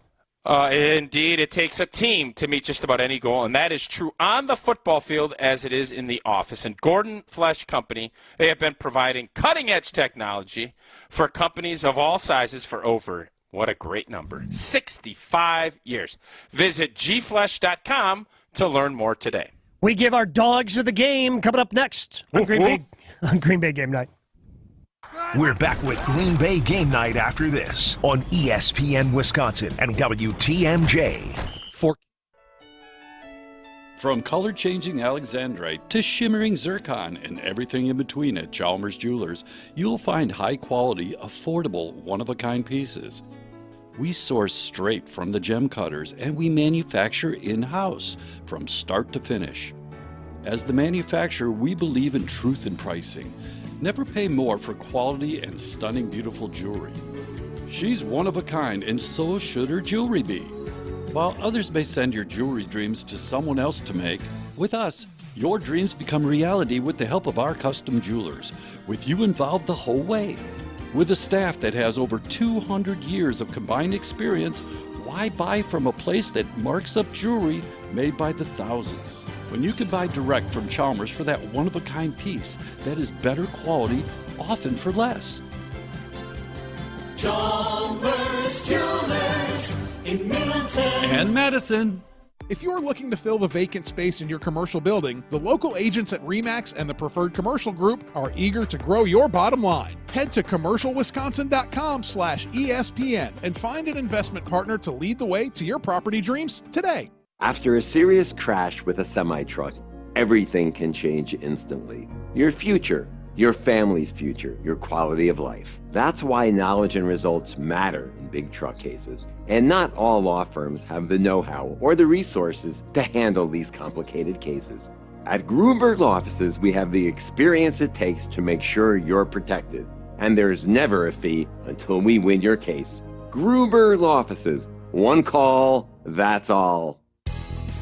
Ben Brust here to tell you about why your next work van should be from Mercedes-Benz Sprinter at Zimbrick European. First off, we have versatility. The Sprinter vans offer 16 body types and thousands of ways to customize that space. Number 2, we have reliability. Sprinter's most powerful diesel engines last longer and require less maintenance, spend more time on the road and less time in those bays. Number 3, we have safety. Sprinter's safety technologies include curtain airbags all around, load adaptive electronic stability program, and crosswind and attention assist. Number 4, Van Care Mobile. Our maintenance team can come to you with routine service. Who wants to go in? Let them come to you. They work with multiple trucks on one visit. Use the Mercedes Me Connect. And last but not least, get your Zimbrick Sprinter at Zimbrick European at Rimrock Road and the Beltline, or go online at ZimbrickEuropean.com because they never charge over the MSRP. Investing in commercial real estate is never simple. From acquiring a property to managing the day-to-day, even the best investors need a partner they can trust. Rely on the agents at RE/MAX and the Preferred Commercial Group to build your desired lifestyle in real estate. Whether you want someone to take the wheel or just need a second opinion, head to commercialwisconsin.com/ESPN and find an investment partner to lead the way to your property dreams today. That's commercialwisconsin.com/ESPN. Medicine Money Guy Christian Finfrock here. Struggling to understand retirement planning, life insurance policies, or managing your wealth? Listen to my show every Saturday at 7 a.m. on 100.5 ESPN, or call me right now at 208-1800 for a complimentary consultation. It's spooky season, and that means spooktacular savings at Metro Kia Madison. Get into a stylish 2023 Kia EV6 at 0.9% APR financing for 48 months to qualify credit, $21.22 per 1,000 borrowed. Or the popular 23 Kia Soul for 3.9% APR for 48 months to qualify credit, $22.53 per 1,000 borrowed. Also included is a new 4K big screen smart TV with the purchase of a new vehicle. Spooktacular savings are at Metro Kia of Madison. Search inventory at metrokiaofmadison.com.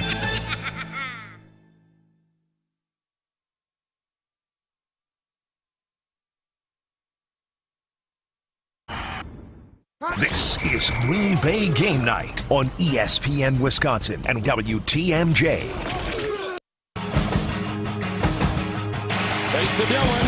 Blocked by Walker. Here comes A.J. Dillon. Blocked by Singleton. Look at him go! Rumbling inside the 45. A 30-yard catch and run by Dillon. First down, Green Bay. Might be the best play that A.J. Dillon's had, all season long. I agree totally. Yeah, yes. He looked good today. Yeah. He looked good today. Yeah. Made people miss. Yeah. I think it's the best we've seen A.J. Dillon look. Fortunately, it didn't work out for the Packers in 19-17. They fall to the Denver Broncos on the road, but we still have to give out our dog of the game. We got dog. It's time for the Sit Mean Sit. Yeah, we got dogs, Jimmy. Dog of the game.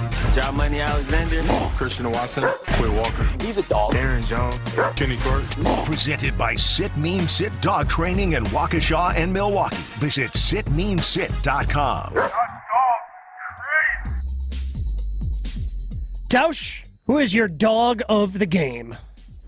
God, I don't know, man.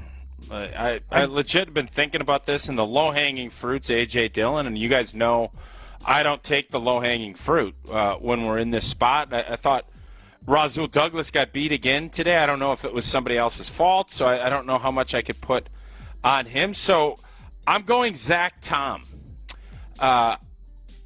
It's so difficult. I think he looked a lot better. I think he's healthier. He actually took the bye week, got healthier. This offensive line, while it didn't run block as great as everybody hoped, it was okay.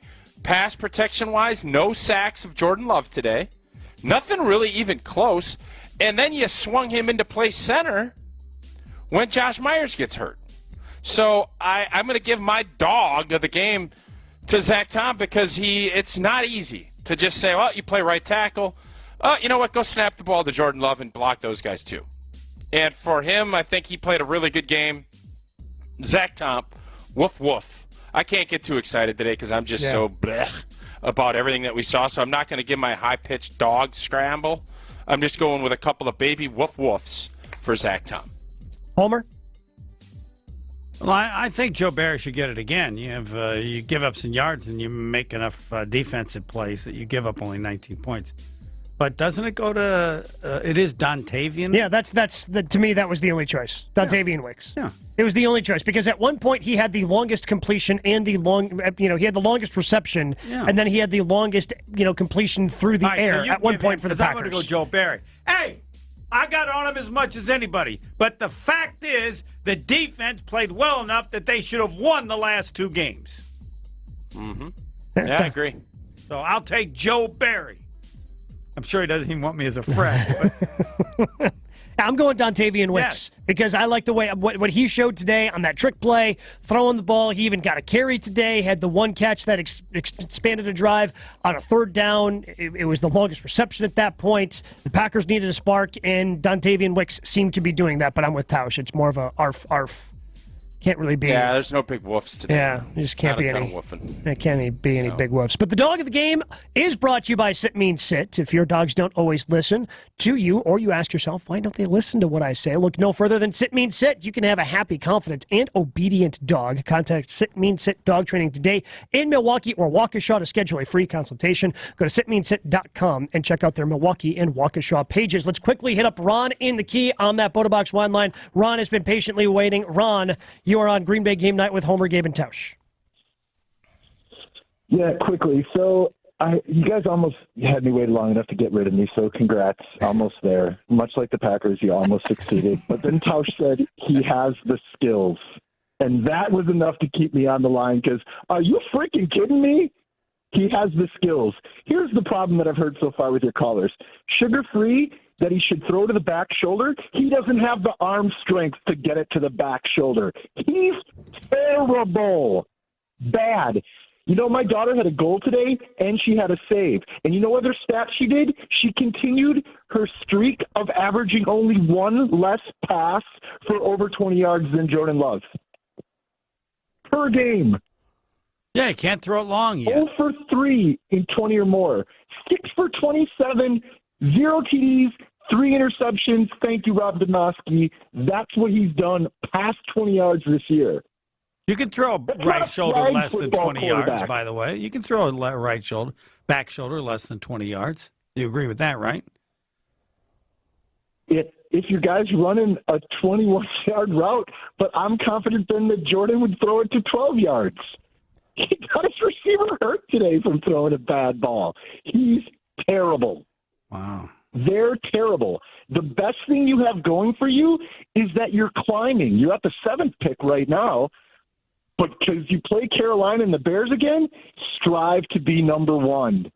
That's the best thing they can hope for. Well, but that's if you hold on. If you believe in the guy making the picks, I doubt that you do. No, that's your best hope for him being gone too. You don't think if they go 2 and whatever, then he gets fired? No. Nope. It's the best. If they lose every game for the rest of the season, I think Goody's gone. Yes, everybody's gone. If they lose every game from here on out, here's the Homer. Here's the other thing. Anybody can pick the guy at number 1. It doesn't matter if it's Goody. Yeah, because it's Caleb Williams. Not anymore. Nope. So. Let's stay right now. Caleb, Ron, if you've been watching, will not be the first player taken in the draft. I want to be on record. Have you watched Caleb Williams versus the last 2 decent teams he's played? The kid from North Carolina is going to be the number 1 have, pick which is Tausch, I give you that. I have. So it's and he's pouting on the side. I don't know about. He is not Andrew Luck. He's still going to probably be the first pick. Okay. Yep. Here's the thing, though. He's definitely going to be the first pick, and you still have to do it. And probably also, though, fine. If you get the number 1 pick, you could get like the Ricky Williams package to ship out of the number 1 slot. And then again, yeah, but you don't have a quarterback then, according to you, right? No, you do, not according to me, Tausch. According to me, or according to all 4 of us. I answer that question right now. According to me, I am not throwing in the towel. I'm not throwing in the towel. Listen to me. I'm not either. I am not throwing in the towel on Jordan Love at this point. I'm not. Neither am I. I am not as confident. I am not as confident as I was No, because where I disagree with you, I think he has the arm strength. I don't know why he doesn't unleash it. I just don't know why he doesn't rip throws. Like, because he has the arm strength. His accuracy needs to be better. His accuracy is bad. The prop bet on FanDuel next week is Bucks wins versus Jordan Love's passing yards in the first half. That speaks to the historically bad problem in the first half. It's not a real prop bet, you guys, but the fact that you weren't 100% sure that it wasn't a real prop bet. Yes. I mean, they can't score points, but that's all on the coach. 100%. It's not all on the coach. Yes, It's not all on the coach. was It's there. not all on the coach. 100%. Well, then what is it? Suck. Is it all on the coach that they score more in the second half then? That's such a dumb. No, that's. I'm not gonna. I don't want to get. I want to ask you guys one last question. That's on the coach because you lived it. They come up with the first 15 or 20 plays for a game. These are things that are decided before the game. Last question for Ron, and then we'll let Ron go. Homer? Makes the last reason question you can pick for Ron. The coach. Okay. What do you got, Ron? Okay. Is there any chance the reason why they, do better? Who does better in the second half? Teams that are losing, because the other team starts playing prevent defense. Your position, Ron. Just to be clear, your position is that the Broncos started playing prevent defense up 9-0. My position is that they've seen a lot of prevent defense in the second half of this season. I don't think so. So if we want to, I don't think so. People, I don't think they have better than their share. They were down 9-0, 9-0, and then they came out and they marched the ball down. Like same thing last week. Like the games, like it's not like the only game where the 2 times that teams have been so far ahead was the one. Yes, they came back from down 17 in the fourth quarter against the Saints, and then the Lions game by throwing two bad balls that somehow generated pass interference. But what I'm saying, Ron, is like. The defense has held the last 2 opponents to under 20 points. How many times when teams are scoring less than 20 points, they're just going, yeah, we're going to play prevent? They don't. None. Zero. And here's the other thing. The last thing I'll say, and we appreciate the call, Rod. The last thing I'll say about why I am not giving up on Jordan Love. I really respect Tom Clements as a coach. And Tom Clements was brought into Green Bay last season because of Aaron Rodgers.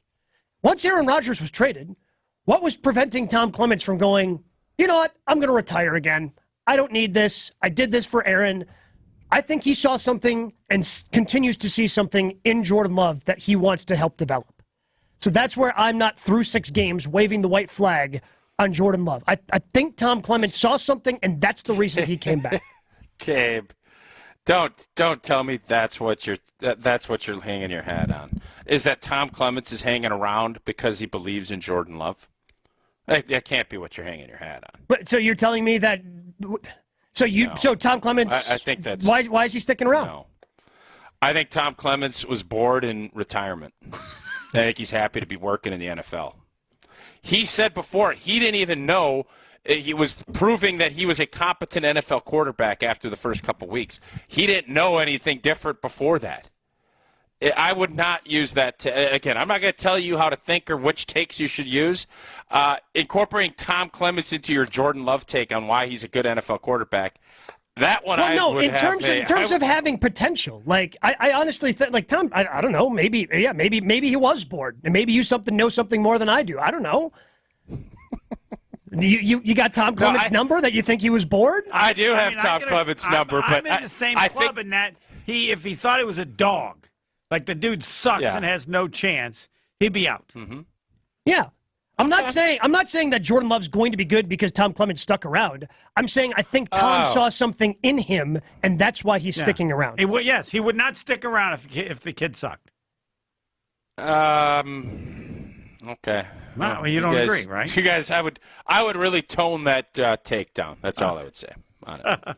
Okay, I understand that. I don't know if I could be any more. I think Tom Clements likes teaching. I think he likes coaching. He likes being around the guys. Okay. And I don't think I would read any more into it than that. That's what I would say. So you think he would still be working with Jordan Love even if he thinks Jordan Love stinks? And I think he feels like he can. I think he feels like he can help him improve. I don't think he feels like Jordan Love is the next coming. Well, yeah. Does that make sense? No. Okay. Yeah, again, it was more of a... That's all I'm saying. If Jordan stunk, Tom would be like, I don't need this. Well, and it would make you be willing to say, like Ron, it's over. Hey, Gabe, if you were getting paid $900K or you go back out to California, you'd say, hey, you know what, it ain't worth this? Tom Clements would go out to California. Depends upon how much money. Depends upon how much money I got in the bank. All right. Depends upon how much I've got squirreled away. Like that's all right. To be honest, you know what people that have money like though, Gabe? What's that? You know what they like to do? Get more money. That's typically how that works. I think he's an anti-money guy. Okay. Tom Clements? Okay. Whoa. Yes. Who's? Okay. I don't think the money means anything to him. Okay. But I mean, who's anti-money? Yeah, you guys are probably right. Hey, hold up, guys. You guys are right. He's working for free because he thinks Jordan Love is the next coming. You guys nailed it. Hey, don't let me in with the anti-money take. All right, like I understand he was joined at the hip with me with the Tom Clements thing. I do not think I want the record to reflect. I do not believe that anybody is anti-money. I think there's a lot of people out there that are pro-money. You know who's anti-money? Terry Stotts. Terry Stotts proved he's anti-money. I bet Terry Stotts still tries to get some money from the Bucks. I bet he's not going to say, don't give me anything. Not going to get a settlement. I bet he'll take some. You want to bet?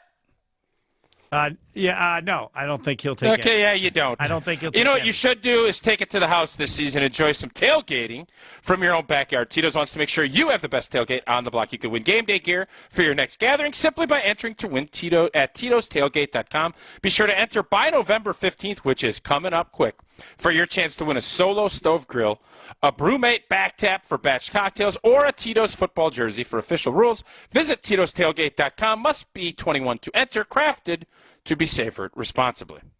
Tausch, we appreciate it, man. Look forward to hearing you talk more about people who like money and don't like money tomorrow on Willie and Tausch. Yeah, I can't wait to hear Tom Clements discussing all this tomorrow. Jen, Gabe, and Chewy. Appreciate you, bud. Mark Tauscher always joins us here on Green Bay Game Night. More of your calls, more of your texts coming up next. Botobox Wine Lines, 800-990-3776. Stay right here. Green Bay Game Night will be right back on ESPN Wisconsin and WTMJ. Football fans, tailgating season is here, and if you want to win at tailgating, you need to Botify your beverage choice. Botobox wine is the ultimate addition to your tailgate party. This premium wine comes in a box, so it fits perfectly in your cooler or trunk, and there's no heavy glass or corkscrew to deal with.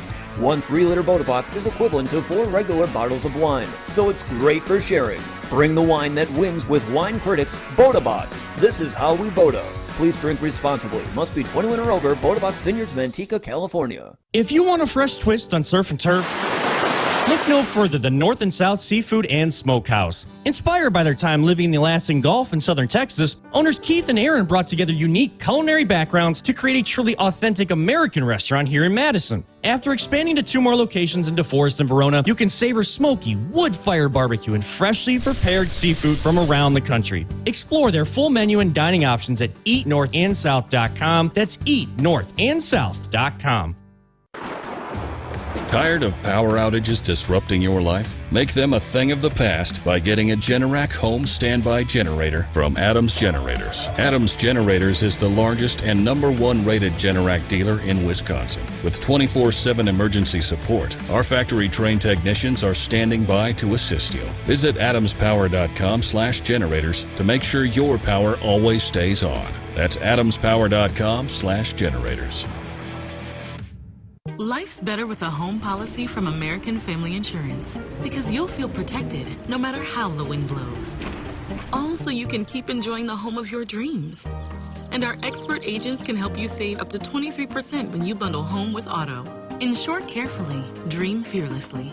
American Family Insurance. Get a quote? Find an agent at amfam.com. Products not available in every state. Visit amfam.com to learn how discounts may apply to you. American Family Mutual Insurance Company, SI and its operating company, 6000 American Parkway, Madison, Wisconsin. Since 1956, Holman Lindsay Paints has been making paint in Wisconsin for Wisconsin. Because of their commitment to making great paint for Wisconsinites, Holman Lindsay has grown over the years to 26 locations in this great state. Headquarters in Sun Prairie with a state-of-the-art facility, Holman Lindsay has the paint you need to make your job better. From do-it-yourself to professional, Holman Lindsay has paint for everyone. Visit one of their local locations today in Madison, Sun Prairie, Middleton, and Janesville. Hi, I'm Madison Money Guy, Christian Finfrock with Retirement Income Strategies. And what sets us apart is we're an independent, family-run office. We help clients like you understand the financial world and build a portfolio that's in your best interest. To learn more, go to MadisonMoneyGuy.com. Since J&K Security Solutions opened in 1987, our attention to detail and customer service have been our strongest assets. I'm President Jeffrey Beckman. We'll always do our best to find the most efficient and cost-effective solution to every job we tackle. Whether it's security for your home or business, installing video surveillance, or being able to control your garage doors from your phone, we can help you feel empowered with simple and user-friendly technology. Let's work together to secure your home or business. jksecurity.com. Make a difference and donate blood today. Impact Life and Stoughton Health are bringing a blood drive for the community to the community. Friday, October 20th from 8 a.m. to 1 p.m. at the Community Health and Wellness Center at Stoughton Health on County Highway B. Masks are optional and appointments are encouraged. To sign up, call 800-747-5401 or visit bloodcenter.org and use group code 3643. Donors get your choice of a gift card or bonus points to shop our online store. Stoughton Health, creating excellence together. Hey, it's Hunter Vaughn. ESPN Madison and Zimbrick Honda are celebrating the area's best high school sports stories with the Game Changers of the Month. Follow ESPN Madison on social media to see teams making an impact in their community. Nominate your local team today at ESPNMadisonGameChangers.com. Welcome back to Green Bay Game Night on ESPN Wisconsin and WTMJ. Fake to Dillon. Blocked by Musgrave. He's got him! And it's caught at the same time. Dobbs! Tie goes to the offensive player. It's a touchdown! 16-yard touchdown. Wrestling it away. Romeo Dobbs from Sertan. One of the two receiving touchdowns the Packers had today. Dobbs, 2 catches, 30 yards, and a touchdown. Packers fall to the Broncos 19-17. 800-990-3776 is the number to get into the program. That is the Box Wide Line. Talk and text from the 262. How is Aaron Jones not involved at all on the final drive, especially after Dillon is gassed after a long completion? I get the pitch count thing, but what are we saving him for? Well, again, it's probably not going to be an answer you're happy with, but they're clearly saving him so he doesn't get injured. They're trying to make sure he doesn't sustain some sort of long-term injury, so then he misses even more games than he already has. He's fragile.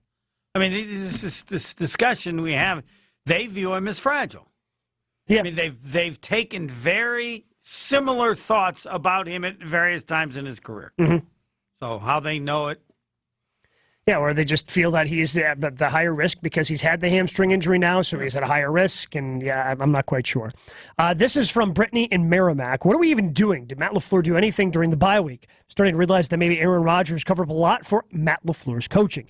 That's why he was so successful at first. Then when A-Rod got hurt, he couldn't cover it up anymore. I don't understand any of his play calls. He's consistently outcoached by bad coaches. Can't wait to watch the press conference where he says, I got to watch the tape. Looks like he's going to cry and say, yeah, I got to play Aaron Jones more. And I stand by my belief about Matt LaFleur. He will never say anything bad about a player. And when he has answers that make no sense, it's because his alternative is to tell you the players are bad or they made mistakes, they screwed up. He won't do it, but your only alternative is to think that he's an idiot, and I don't think he's an idiot because his answers are idiotic. Correct. Like for the, excuse me, and I'm kind of glad I don't do that because I would have, Coach, this is kind of a question. This is the 8th time that you've told us, and then list the 8. That doesn't make sense. You wouldn't after 3 or 4. I mean, what am I missing about this equation? 800-990-3776. Bill in Madison. Bill, you're up next. Green Bay Game Night with Homer and Gabe. Hey, thanks for finally taking my call. Yeah, we appreciate you holding on, Bill. Points. Now I got, over an hour. I got 3 points. Now I got 4 because Ron the Key, while I appreciate his calls, I've heard him on Wildy Tausch, and he's usually got a lot of insight, had one of the worst takes I've ever heard since I heard the explanation from Gene Steratore on that. On why Gene thought it was an interception? Touchdown. Yeah. Anywho, by the way, Gene Steratore was Shohei Ohtani because he was as good a basketball official as he was football, for those that don't know. Yeah, probably not. Anywho, earlier in the show, you asked, have the Packers regressed? And absolutely. We peaked week 1. Like, we beat the Bears. We're on a roll. Things are happening. And since then, it's just been a downward spiral of not very good play. One of the second thing that segs into my second point. By the way, I want to emphasize, since then, they have lost 3 games in which the winning team scored less than 20 points. Okay, fine. I do want to say, I think, when are we going to start calling Christian Watson a bust? I know he brought that up, and I know injury-prone, maybe, but not a bust. Where he looked. Well, you asked us. Gabe, are you going to call him a bust? No, and Bill, Bill, look, I understand the injury thing that you're going to bring up, but not that he's going to be this player, but I mean, how many people were calling for Devontae Adams to be cut in the middle of his second year too? Like, I'm going to be patient. But literally, from his first practice as a Packer, he's been hurt. Yeah, and I would argue right now, George. I think Reed's our best wide receiver right now. You're not going to get argument from me there, Bill. But as far as Christian Watson goes, like, I'm going to give him all 4 years because he has something that you see across the league that can just be so game-changing, and that's the speed. So do I think his body needs to change a little bit more? Do I think his body needs a little bit more bulk on it? Yes, I do. But he's coming from an FCS school. He's, not even a group of 5, so he's pretty removed from Power 5. So it's just going to take some time. Like, I'm not going to just give up on him 6 games into his. No, we're a year. We're not even a year and a half in. We're not even a year and a half in, Bill. We're a year and 6 games in. Like, I'm not going to say that Christian Watson is unequivocally a bust less than halfway through his rookie deal. Won't do it. Like, do I think he needs to be? Do I think he needs to be more available? Yes, of course. But he's not a bust. But refuse to call him a bust. Yeah, I'm not calling him bust, but like, we could have started thinking about it. Like, he's hurt. He's always been hurt. And I'll leave it at that because you're not wrong. I don't think I'm wrong, but we'll leave it at that. And my last point is, what is that Denver's Jackson guy going to be suspended? So he was ejected. He was ejected. Mm-hmm. He's been fined. This is his first ejection. He's never been suspended, and he's done it like 3 or 4 times. Yeah, they blowing up players. I mean, after this week, it's going to be over $100,000 in fines. Hurt. Well, I think they said $90,000 on the broadcast. Yeah, so that's what I'm saying. After this one, because this will certainly draw a fine of larger than $10,000. So he'll be up over $100,000 after this week. But I feel like he should be suspended because that was a brutal hit. And some people on the Reddit thread was like, well, he was turning around. Like, Musgrave was falling backwards, trying to, like, maybe extend the play another yard or so. To me, it's real simple whether you lead with the shoulder or you lead with your head. And his shoulder was in there pretty close to, I think that's where people may, but I think it certainly needed to be called. But I can see how you'd look at it and go, if you lead with the shoulder and then your head hits, then to me, I think he was falling backwards, turning that way. Yeah. And he just gets helmet to helmet, and now he's hurt. And, when are we going to stop this? Like, they have stopped it. The amount that it occurs is diminished dramatically. It's not eliminated it, but I think But I mean, you look at some of these tackles. I forget what it was. The tackle someone got fined for someone on a quarterback, and it was like a clean hit. And they're like, oh, well, that's a fine. And, you know, like you can't touch the quarterback, but you could blow up these receivers. It really grinds like, you know, it's the NFL, like, oh, we're trying to increase player safety, but are they really? Yes, they are. Yep, they are. Except for Thursdays. That's idiotic. But, yes, they are. There are fewer bad hits. They just are. And the number of players that do it, you just have to watch some tape of how many years back you want to go. The people that just did it all the time. Yeah, that would have been 20 years back on ESPN. You know, you got jacked up. Yeah, 100%. You know, and we're all like, oh, yeah, that's cool. But now it's not, and it really isn't. Yeah, as the information comes with, like, CTE and all that stuff, like, we want to protect the players. We want them to feel, you know, most players, I would guess they are more protective of the quarterbacks because they sell the game. Mm-hmm. That's absolutely true. Of course they are. You know, Aaron Rodgers gets hurt. One, you know, all of a sudden that game is not that interesting. Yeah, no, 100%. By a large margin. Nobody wants to tune in and watch Wilson, you know, or whatever his name is, play like, you know, Zach Wilson. Nobody cares about him. He's terrible. There are a lot of jokes I want to make right now, but I'll choose not to make them regarding Zach Wilson and who may or may not care about him. But, Bill, we certainly appreciate the call. You made some good points there. 800-990-3776 is the Boda Box Wine line. So you can join our conversation on that Boda Box Wine line, 800-990-3776. But I also want to tell you that you can ring the bell and tip-tap for Green Bay's pro team this football season. Salvation Army salutes bell ringers this upcoming holiday season, asks that you donate into the Red Kennels or electronically with tip-tap. Your support helps those in need throughout Wisconsin. More of your calls and texts. Packers fall. Third game in a row. They lose to the Broncos, 19-17. It's Green Bay game night. Stay right here. Green Bay Game Night will be right back on ESPN Wisconsin and WTMJ.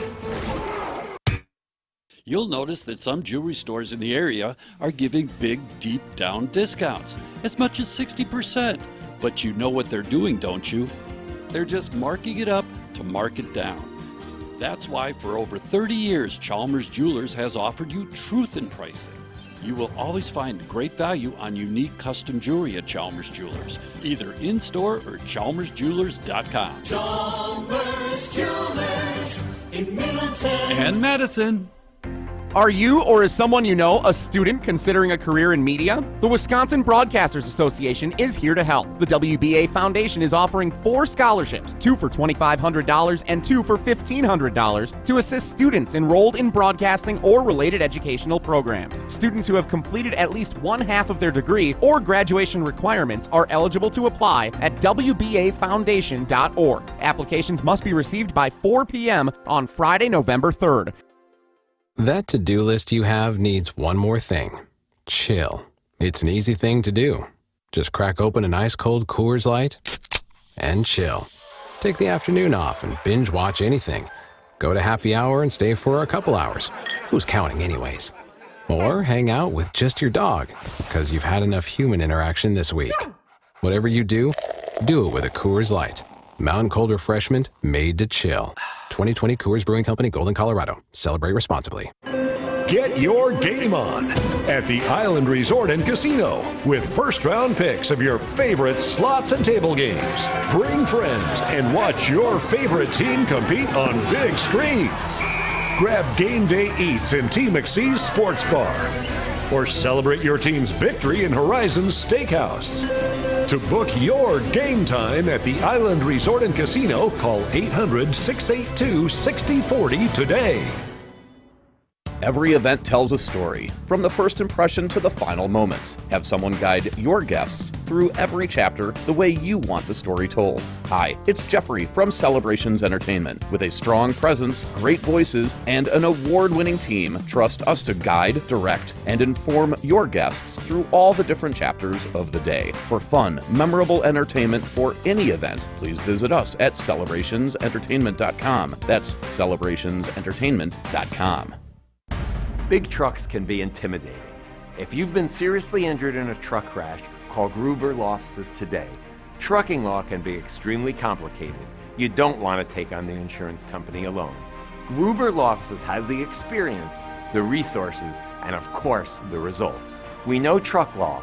We know the rules and regulations. We know what it takes to win. Call Gruber Law Offices. One call, that's all.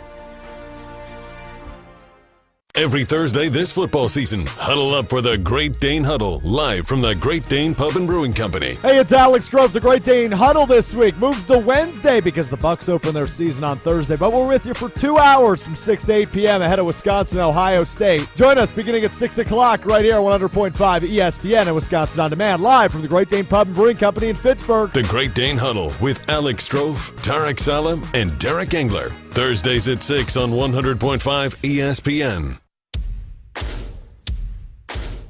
For those who just can't wait for Black Friday, head over to Fleet Farm today for great Black Friday Now deals. Like a free battery pack with Milwaukee heated jackets, in-store only. Or 40% off all men's Field and Forest flannel. And don't miss our trick-or-treating event on Saturday, October 28th from 10 till noon. With treats for the first 200 kids and gift cards for best costumes. Enjoy Black Friday savings now at Fleet Farm, home of everything you need for everyday life. Green Bay Game Night on ESPN Wisconsin and WTMJ. 2nd and 2. Wicks will throw, and he's got the running back Jones and snipped out over there by Jewell. Pretty throw by Dontavian Wicks, who caught one earlier on this drive for 17. He completes one for 14 right there.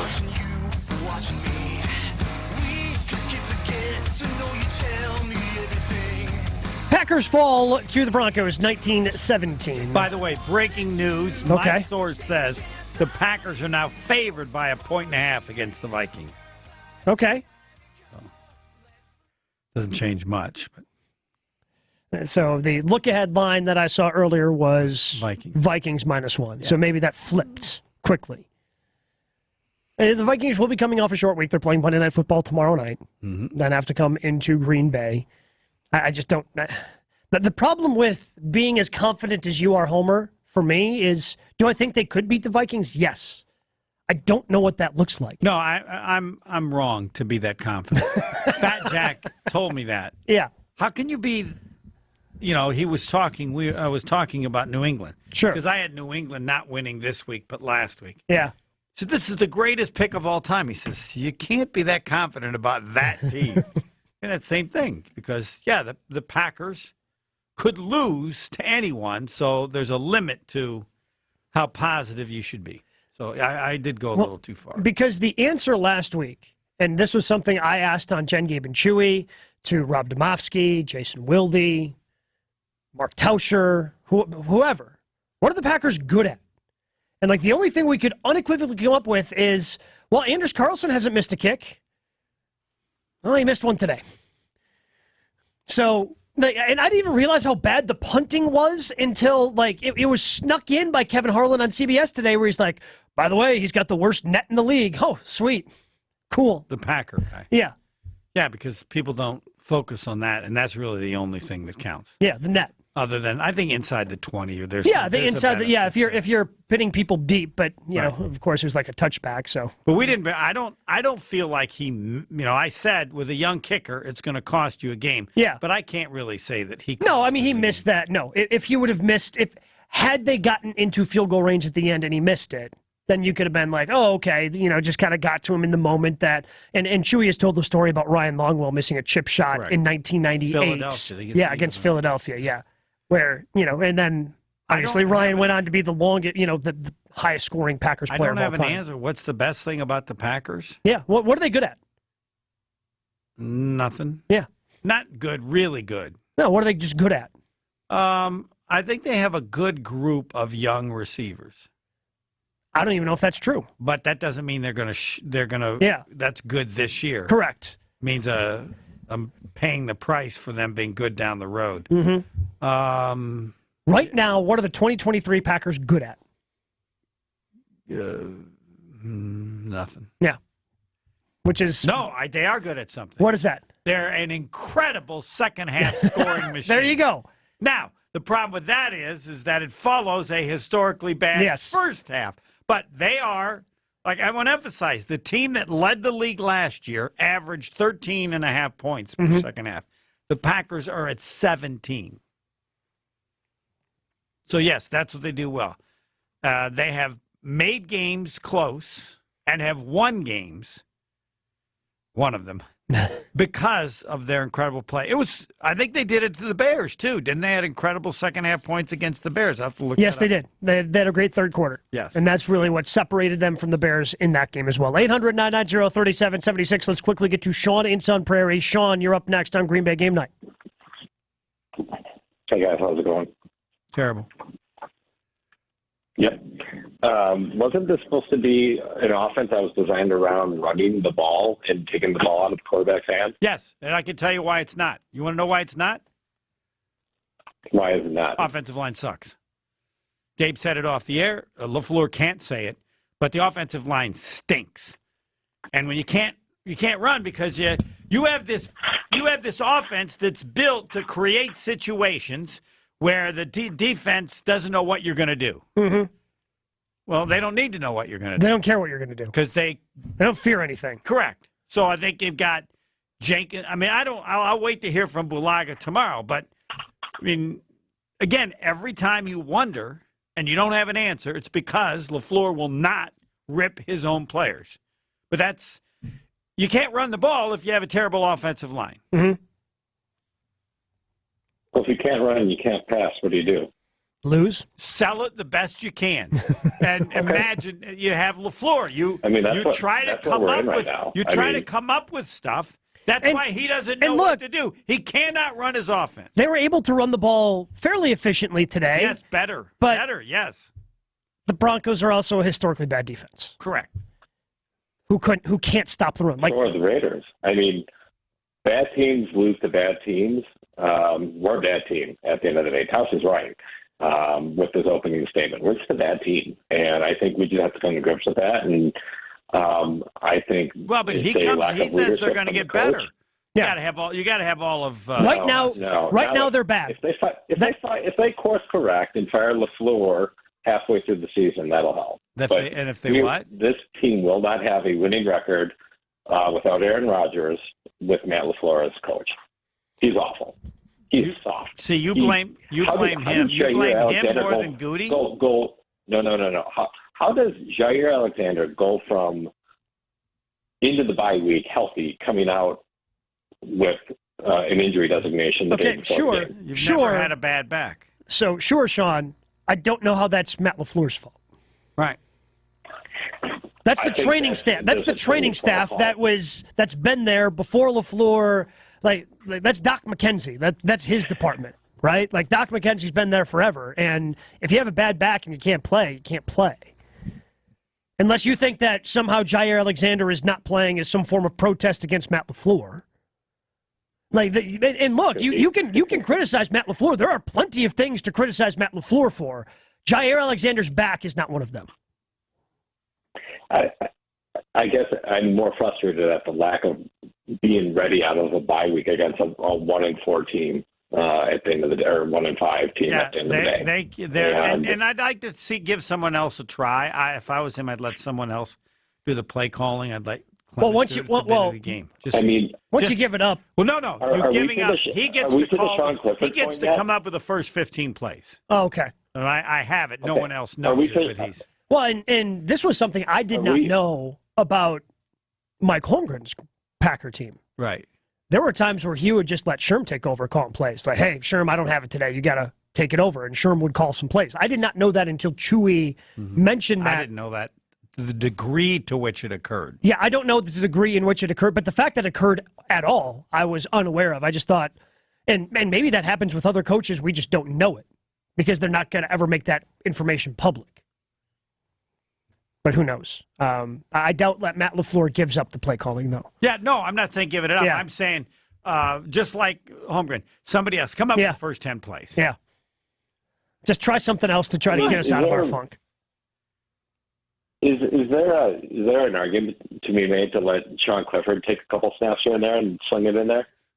So, Sean, you would not be the first person to ask that. Someone from the 715, is there any chance they would sit Love and put the kid from Penn State in? No chance. There's no chance. But you could have, and I'm not asking that you wish, but you could have a situation similar to what happened in at Wisconsin, where they'll put him in if Jordan Love gets hurt. Yeah, it's the only way he plays. Correct.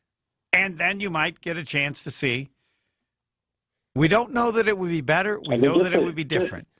So, yeah, but so we both agree, or we all agree that they can't run the ball, and then they can't throw the ball except for the check down. Like, let's switch it up. Let's give Clifford and let him swing it. No, he's going to start. I think they'll try to get the Jordan Love to be more aggressive going down, and they'll feel like they can. They ran the ball much better today. Yes, they did. They ran the ball better today, but they've been saying they need to unleash Jordan Love since week 1, week 2. Let them rip it. No, we don't. I don't listen to that. Again, is there a chance that there's a play call for a deep throw and he checks out of it 9.5 times out of 10? Well, no, I mean, it just kind of depends upon who's covered. Like when, again, in a typical play call, there's usually going to be somebody who's running deep. Like he decided to go deep on the last play of the game offensively for the Packers, and there are some other players who are open underneath. It's just a matter of whether or not you pull the trigger on throwing that deep ball. Yes, and you shouldn't necessarily do it when it's 2-on-1, though. The Dolphins just scored, and there were 3 guys. The rules are different when you're throwing it to Tyreek Hill. The rules are different when Tyreek Hill is the one you're throwing the football to. There were 3 people around him. Yeah, around seems to be the key word there, because there was one guy by him, another guy by him, and he just ran past both of them. That's correct. And the third guy, you're right, you can't be very far away and catch up to where he is. Yeah, the rules are different for Tyreek Hill. They were doing worse than the Packers offensively in the first half. Until they just put up a scoring drive in the final 2 minutes. Sean, we appreciate the call. Thank you. 800-990-3776. No, Sean's got a great. Sean could have been LaFleur. What the hell do I do? Yeah. Can't run the ball, can't throw the ball. Right. What do you do? I can't get a new offensive line. Nope. So I'm curious to see what he does. I mean, they could mix it up on the offensive line. This time they had how many days to look into it? 13? 13, and it was no different. No better.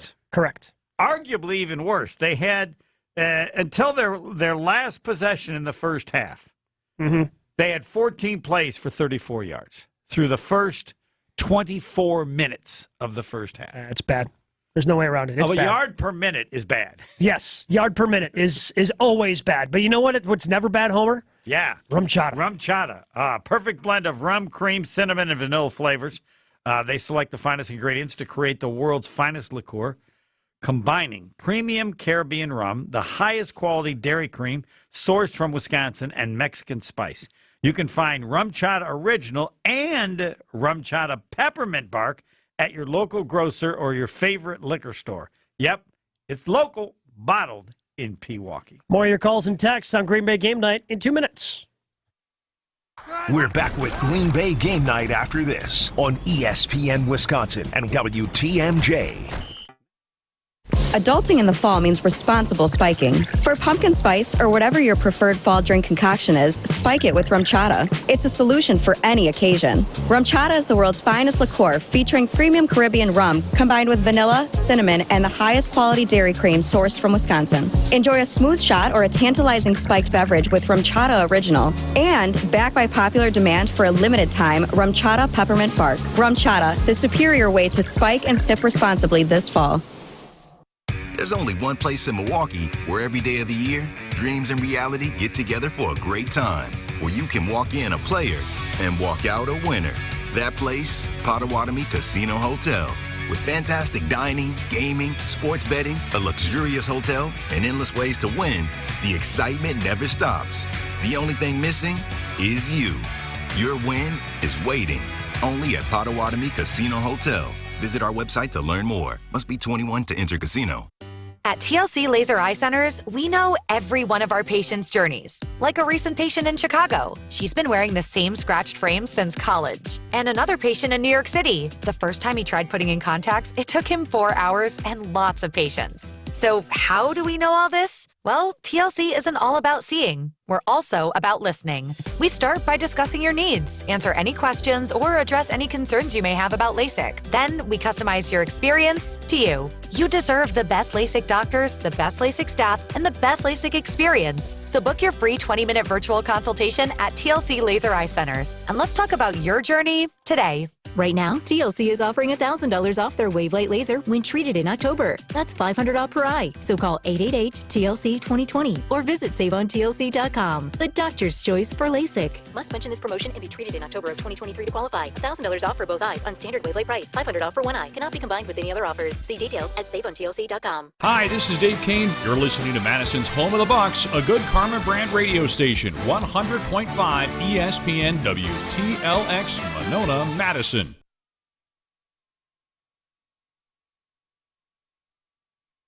Alongside Homer and Packers Hall of Famer Mark Tauscher, here's Gabe Neitzel.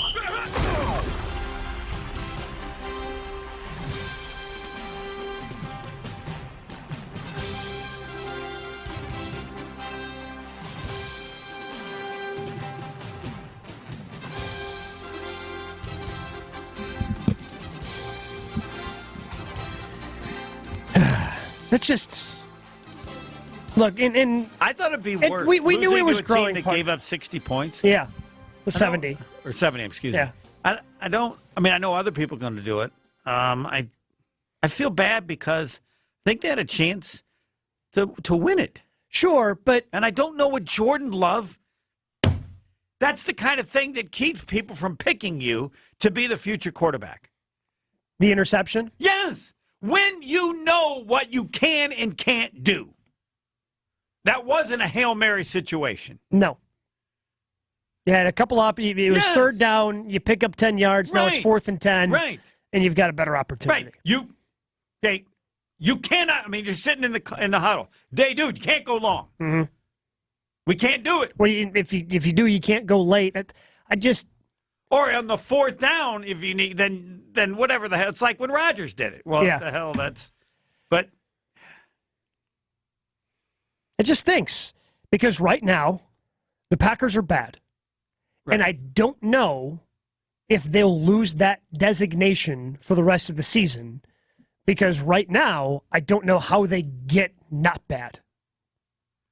Well, there's a real big stretch coming up. Yes. Yeah. And I'm emphasizing them winning Minnesota, and I had not thought they have to win. They have to beat Minnesota. Yeah. Or they could go on an extensive losing streak. After that, they have the Rams. Right. Where the defensive backfield's going to get tested. Right. Aaron Donald's pretty good. The Rams are better than the Packers. Without a doubt, yes.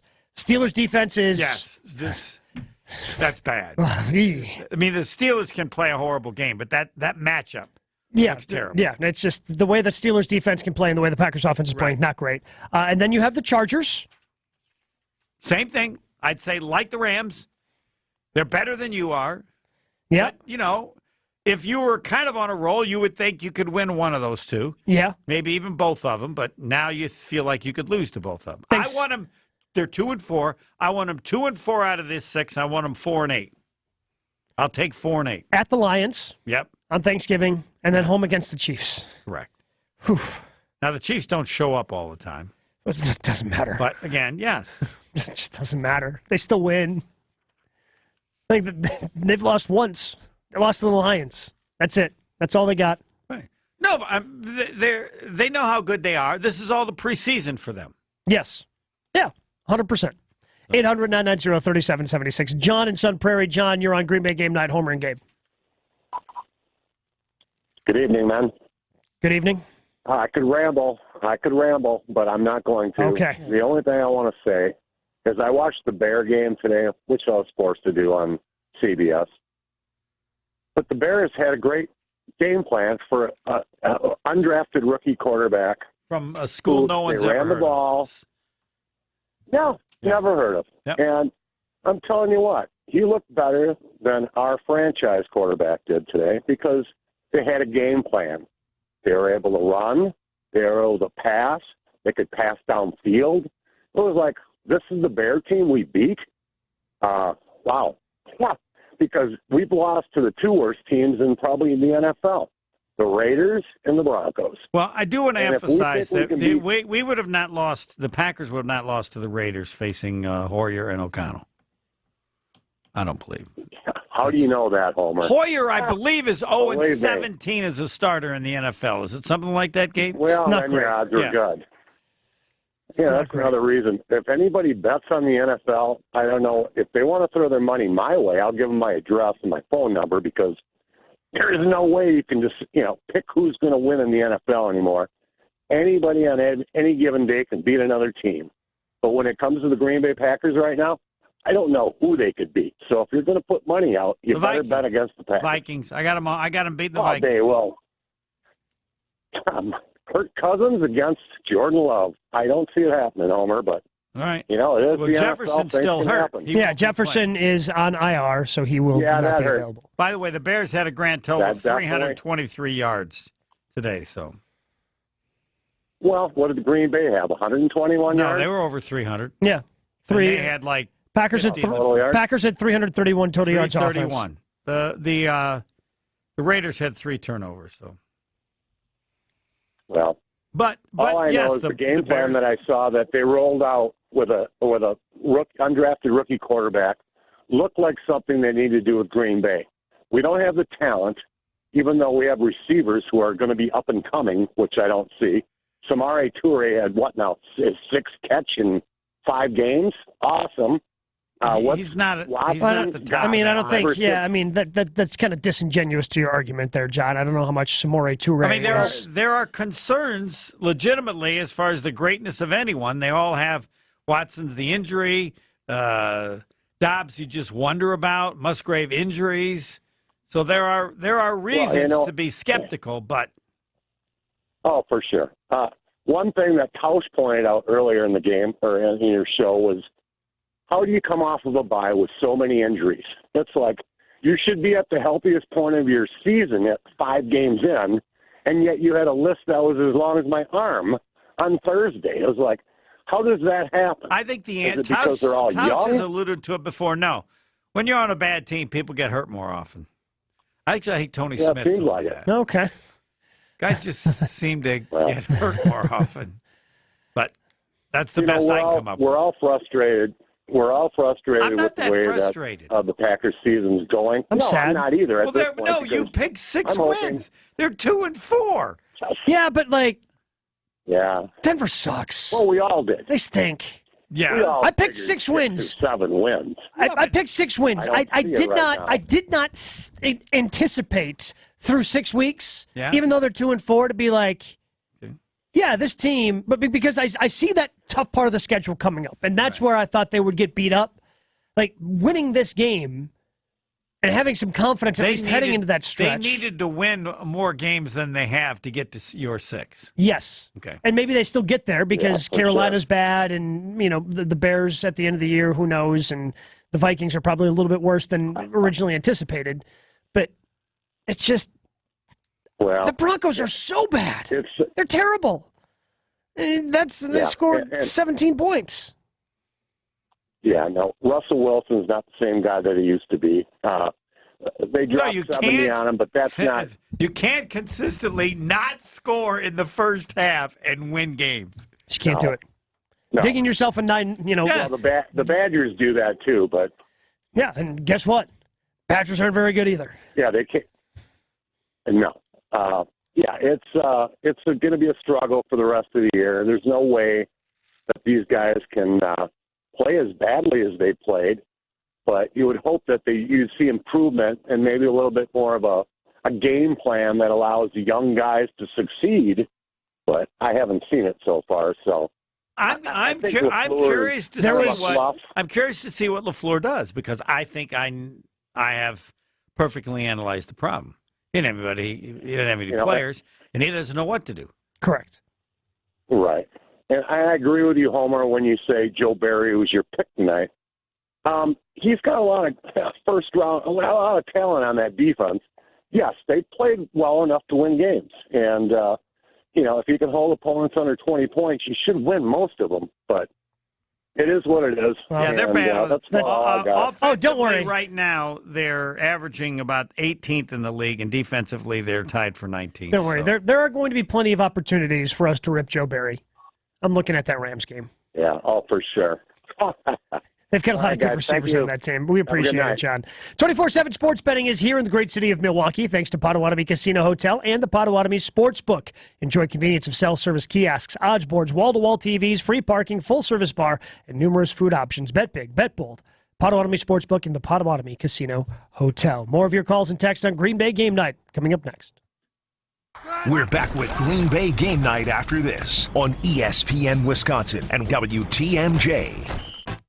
Get to and from every home game in Green Bay this football season safely. Milwaukee Brought House, Jack's American Pub, and Wanakee Golf Course all offer transportation on game days. They've got bus services with private restrooms and all-you-can-drink packages. Book your round-trip ride from any of these locations and get complimentary access to an all-you-can-eat and drink tailgate at the bar on Holmgren Way. Make your reservations now. There's still room for the October 29th and November 5th games. Visit MilwaukeeBroughthouse.com to book your trip today. Tired of power outages disrupting your life? Make them a thing of the past by getting a Generac home standby generator from Adams Generators. Adams Generators is the largest and #1 rated Generac dealer in Wisconsin. With 24/7 emergency support, our factory-trained technicians are standing by to assist you. Visit adamspower.com/generators to make sure your power always stays on. That's adamspower.com/generators. Take your shot at $20,000. Pink Lemonade meets exceptionally smooth vodka. Pink Whitney, what a legend. This fall, for a limited time at participating locations around Madison, scan the QR code at point of purchase to take your shot at $20,000 instantly. That's right, a chance to win $20,000 instantly, courtesy of Pink Whitney. Watch for the QR code at participating locations, including Red Rock Saloon, City Bar, State Street Brats, and Whiskey Jacks. Must be 21 or older to enter, no purchase necessary. Madison athletes seeking elite training need to get started today at Total Athlete Performance. TAP is here to serve and educate the serious athlete with speed, agility, and semi-private training options. Sessions are now available in both Windsor and the new TAP facility inside the Verona Athletic Center. Also access remote training plans anytime, anywhere with the Total Athlete Performance app. Visit tapwisconsin.com for sign-up info, including monthly payment options. That's tapwisconsin.com. John Hayes for Goodman's Jewelers. As we celebrate 90 years of serving the Madison area, to commemorate this occasion, we'll be giving away a .90 carat lab-grown diamond to one lucky customer. You can register to win at our store at 220 State Street or find us on Facebook or Instagram for your chance to enter the contest. Throughout October, we'll have a flash sale and other days when you can save up to 30% on some of our most coveted jewelry styles. 90 years in business is a long time. Help us make more timeless moments for you, our loyal customers. John Hayes for Goodman's Jewelers. Help us celebrate 90 years in business. In October, we'll have a flash sale and you can save up to 30% on selected jewelry styles. Visit us at 220 State Street or find us on Facebook or Instagram for your chance to win a .90 carat lab-grown diamond. John Hayes for Goodman's Jewelers, the diamond store of Madison since 1933. Yes, 1933. That's 90 years. Help us celebrate and make more timeless moments. The best is at Goodman's.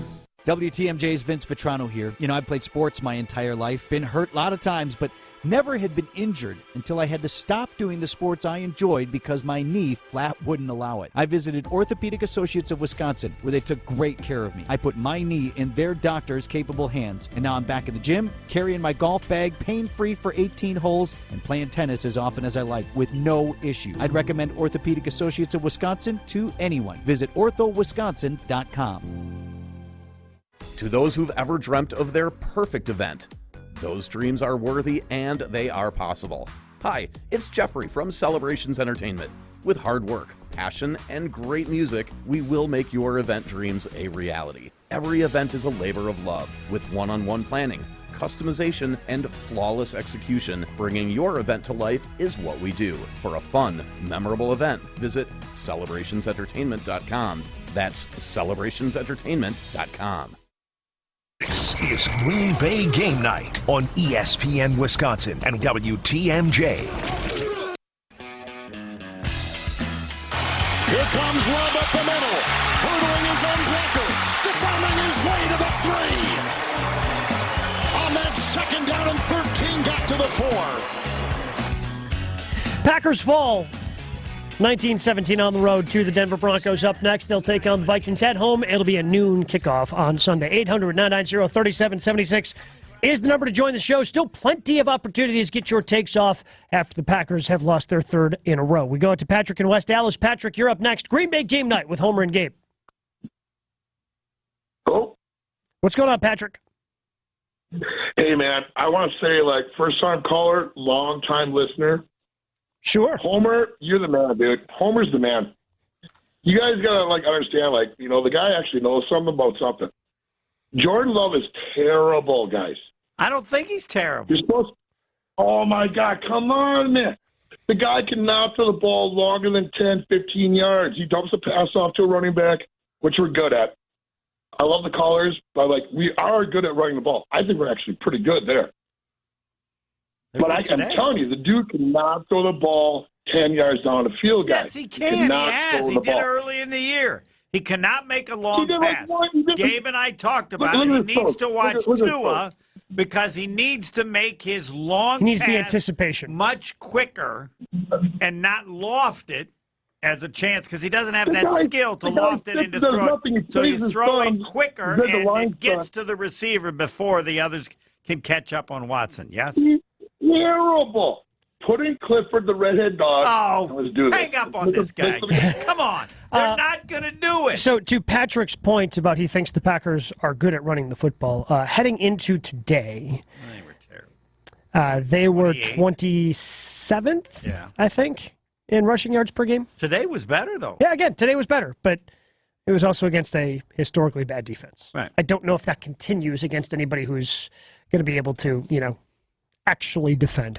Jason Wilde is going to try to help us out after the Packers with this loss. Jason Wilde coming up next, but you can get to and from every home game in Green Bay this football season safely. Milwaukee Broadhouse, Jack's American Pub, and Wanakee Golf Course all offer transportation on game days. They've got bus services with private restrooms and all-you-can-drink packages. Book your round-trip ride from any of these locations and get complimentary access to an all-you-can-eat and drink tailgate at the bar on Holmgren Way. Make your game day experience a VIP experience with your official ride to Green Bay. Jason Wilde joins us next, Green Bay Game Night. Stay right here. Green Bay Game Night will be right back on ESPN Wisconsin and WTMJ. Football fans, tailgating season is here, and if you want to win at tailgating, you need to Bodify your beverage choice. Bodabox wine is the ultimate addition to your tailgate party. This premium wine comes in a box, so it fits perfectly in your cooler or trunk, and there's no heavy glass or corkscrew to deal with. One 3-liter Bodabox is equivalent to 4 regular bottles of wine, so it's great for sharing. Bring the wine that wins with Wine Critics Bodabox. This is how we Boda. Please drink responsibly. Must be 21 or over. Bodabox Vineyards, Manteca, California. Get your game on at the Island Resort and Casino with first-round picks of your favorite slots and table games. Bring friends and watch your favorite team compete on big screens.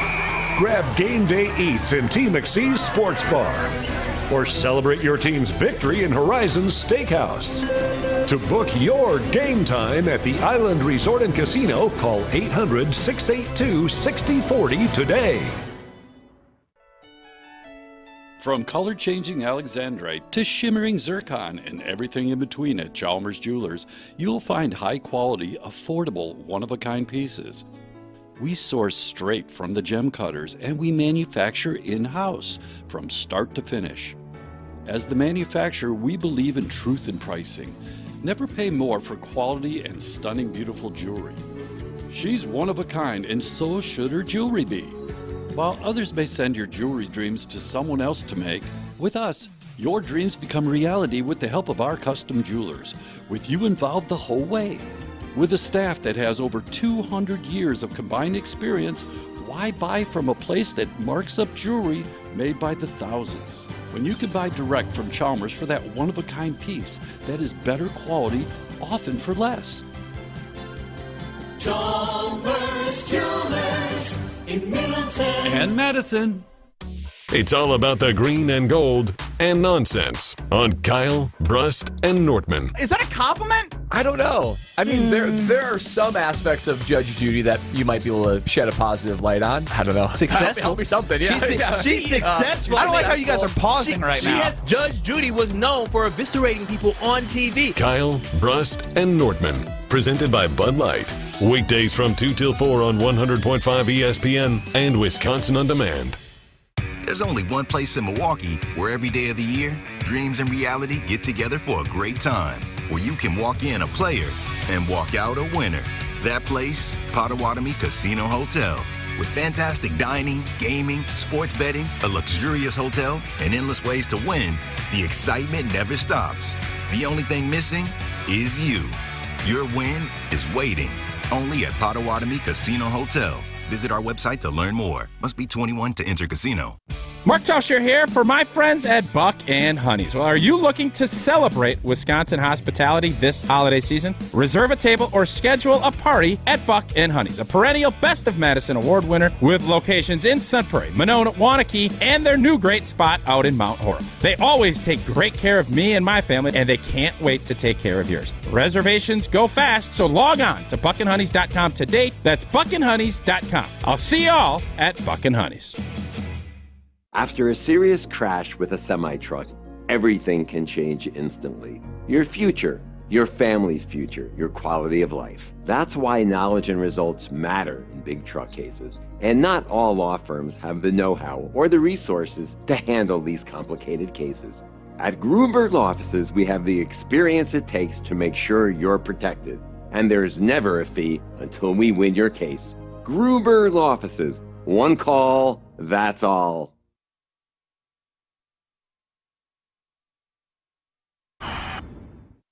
Welcome back to Green Bay Game Night on ESPN Wisconsin and WTMJ. It's 1st and 10. Oh, look at Dunn! What a block by Dobbs! Watt makes the stop. Down to the 12. Galloping inside. The big man rumbles for 14 yards. Packers lose on the road to the Broncos, 19-17, third loss in a row for the Green Bay Packers.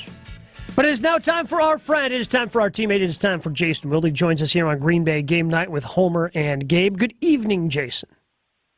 Good evening, guys. How are you? Bad. Terrible. Sorry to hear that. Well, because, Jason, the Packers right now, through 6 games, there's no other way to describe it. You can't hide from it. They're bad. They're a bad football team. That's not to say that they can't get better and can improve on that and continue to, work on working some of the youth out of the, having the youth and the mistakes that comes with being young and continue to work that out. But right now they're bad, and I don't know what the route is for them not to be bad right now. Time.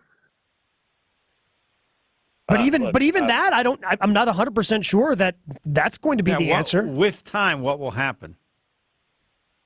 I think the offense will gradually improve, probably not enough for them to be what some folks thought they could be this year because of how they started against the Bears and how they played for at least a significant portion of the game against Atlanta. But I still think that by the end of the season that Matt LaFleur and Jordan Love and all these young guys that they've got at the skill positions on offense will figure out a way to be more productive than they are right now. I mean, you see the glimpses.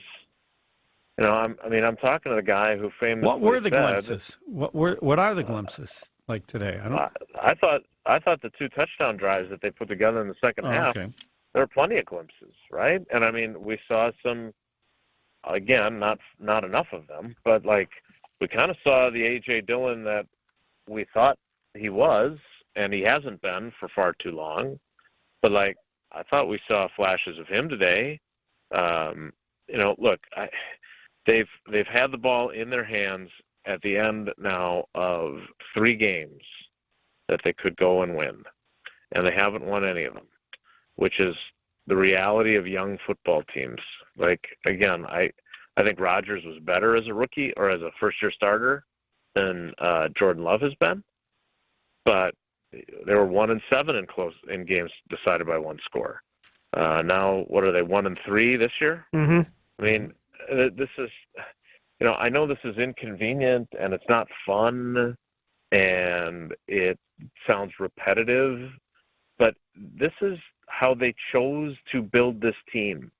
They chose, and I understand they had some salary cap constraints that factored in, certainly, and they were, when the general manager is giddy about Aaron Rodgers counting all $40 million in dead cap money this year, these are the types of things that start to echo when they start struggling like they are. But this is how they chose to build this team. But the problem for me, Jason, is but these are bad teams. Like, what happens when they get to the good part of their schedule?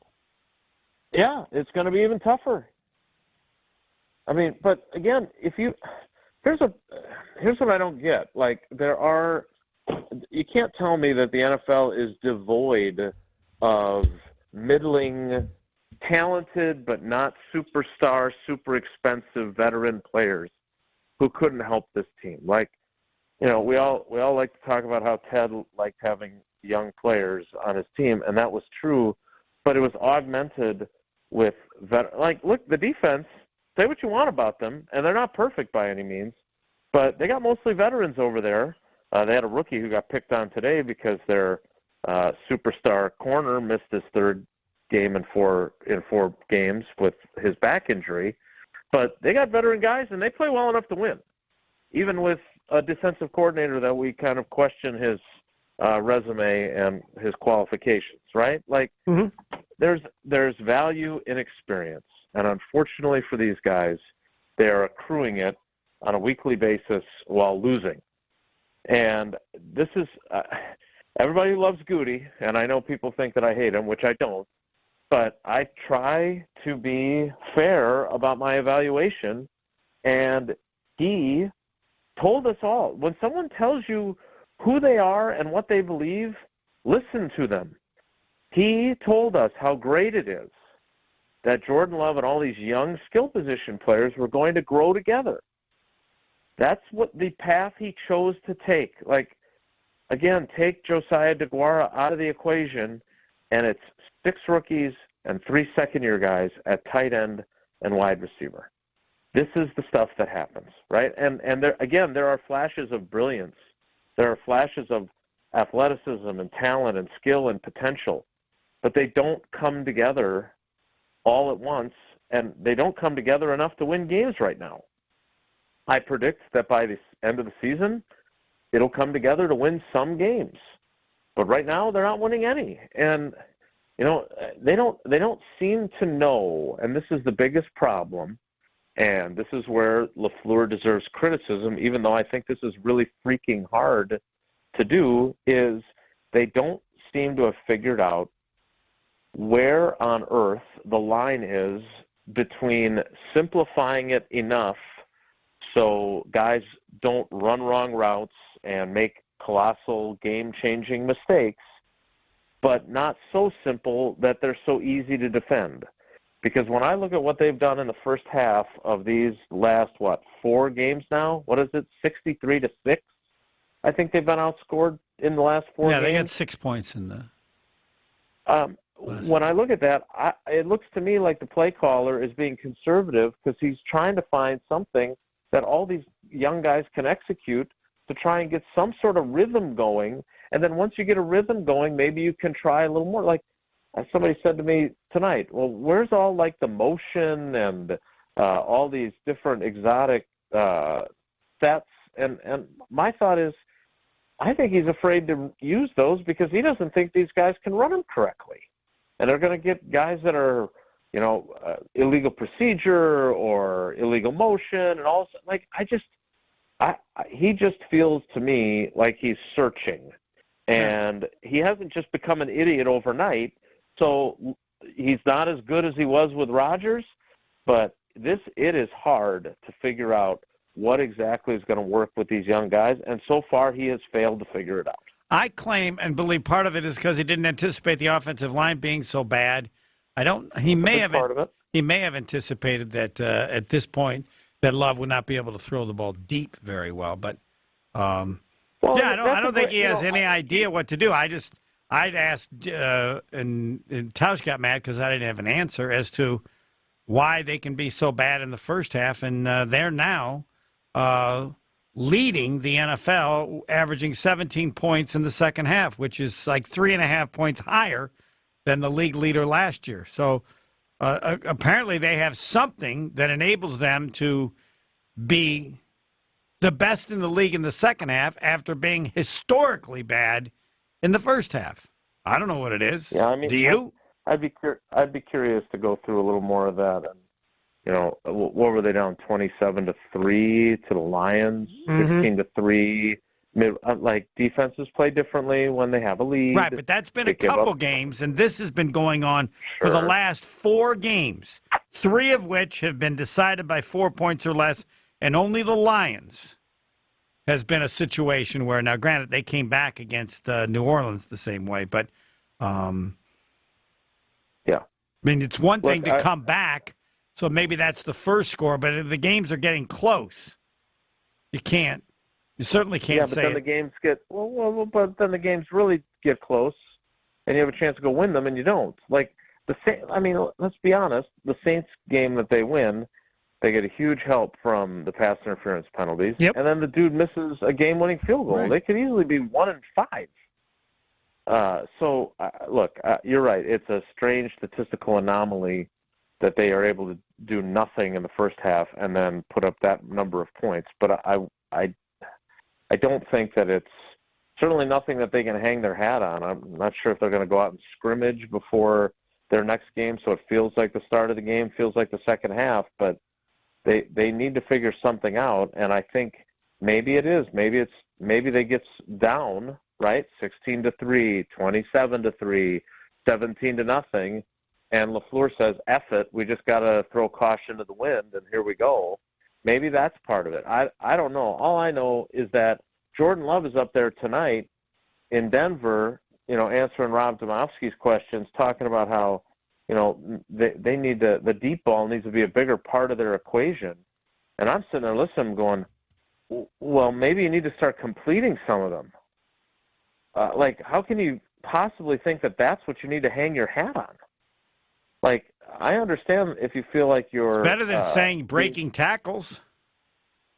Well, but here's the problem. I mean, I don't think that's something he should say because that's putting the onus on his teammates. No, I think that's what LaFleur said. That's what LaFleur said. I can't. Yeah, the sideline reporter for the game had mentioned that. Yeah, but you guys know this. This offense is predicated on largely being able to do that. Like, we all made a big deal about that John Runyon quote this week about shades of Miami, but a lot of what Miami does is get the ball in their playmakers' hands in space and let them do the rest. Like, Tua's not chucking the ball down the field constantly, right? Like, no, he's not at all. When he does, he throws it quick, and then he has a super player. Right. And that comes with a bunch of guys that are experienced and know what they're doing and are effective at breaking tackles or making guys miss. I mean, it does feel like it felt, certainly in the first half, it felt like, the one drawback to the Packers defense was it felt like they missed a ton of tackles. Yeah, I think Bill Huber tweeted out it was like 7 or 8 tackles. Yeah, that sounds about right. But that's been a problem in the past. It has. But again, they played that group against a not very good team played well enough to win. Now, I will say this, the one thing that group is not doing is taking the ball away enough. Yeah, creating turnovers. 5 through 6 games. That's one of the things that could help a struggling offense is more short fields. And other than Rudy Ford, they haven't shown the ability to do that either. Yeah, they're the worst in the league, tied for the worst. My overarching point is simply this is what I tried to inoculate people for, so they were prepared for it. And this is not like... I guess it's a little surprising to me because I thought after Chicago, like everyone else, that I had underestimated them. And now they're looking like the team that I thought they were, which was some raw young talent that you see glimpses of how good it could be. And, I guess my problem is, Jason, I just don't see those glimpses. Like really, you didn't see those glimpses? Are you sure you're not like? I had my buddy Pipe Jim send me a text this morning. He had listened to you after their Pat McCurdy's gig last night, and he heard you on game night, and just said you were outstanding. I meant to send that to you this morning, and then I got busy with everything the girls had going on. But my point is that when you're doing that, I'm guessing it's largely unemotional because it's not teams that you care about. Correct. Right? Mm-hmm. I mean, for you, I would say to you as someone who respects the hell out of you that if you really didn't see any glimpses during that game today, then you're allowing your frustration to blind you. Because I did think that there were moments where you could feel, okay, this is the kind of stuff that they need to figure out how to bottle and do more consistently. But that's what young players can't do. They can't do it consistently, and that's how you end up losing these games. Like, Romeo Dobbs, for example. Like, I don't know what the hell Gene Steratore was talking about. It sounded to me like he was making stuff up as he went along. But one of the things that Romeo Dobbs undoubtedly has is strong hands, and I thought you saw that. That ball there's plenty of wide receivers in this league that ball would have been ripped away from for an interception. Yep. And he doesn't allow that, right? Like, there are glimpses, but he is, that's the other part of this is that they put him and Toure and Watson in this place where they're like the quote-unquote veterans. They are still figuring it out too. And Romeo Dobbs disappears far too frequently for a go-to wide receiver, but he's a second-year player. He shouldn't be in that position, just like Jordy Nelson didn't have to be in that position as a second-year player, just like Devontae Adams was put in that situation and wasn't good enough as a second-year player. Jason, I'm looking at 2023 in the prism of, is Jordan Love good enough to be the Packers starting quarterback going forward? What was the best throw he made tonight? Yeah, so if we're talking about Jordan Love, then that I would agree that if we're putting him in, you said a prism, so if we're putting him in a vacuum and we're not looking at what's around him, I agree that what we have seen is not sufficient for us to say he's going to be good, right? Mm-hmm. And look, because again, you're 100% right. That was a great play by Romeo Dobbs to be able to wrestle that away from the defensive back. But also a part of that was, it was kind of a really bad throw. Like, there was so much space out in front of him. If he throws that to the back pylon, it's a pretty ball, and he's able to make the catch and get 2 feet down, and it's his best throw of the night by far. A pretty ball on that play. But that's I guess that's what I look at. Because yes, did A.J. Dillon look like the A.J. Dillon we thought he was? Yeah, but guess what? A.J. Dillon's probably not a part of the future of this franchise. So good for A.J. that he had the game tonight, but I guess that just doesn't that's not as important as what did Jordan Love do tonight? Yeah. Yeah, and, his other touchdown, obviously, he throws behind Romeo Dobbs, and it's fortuitous that it goes into Jaden Reed's hands. Mm-hmm. The throw that gets Christian Watson injured is behind him, right? Mm-hmm.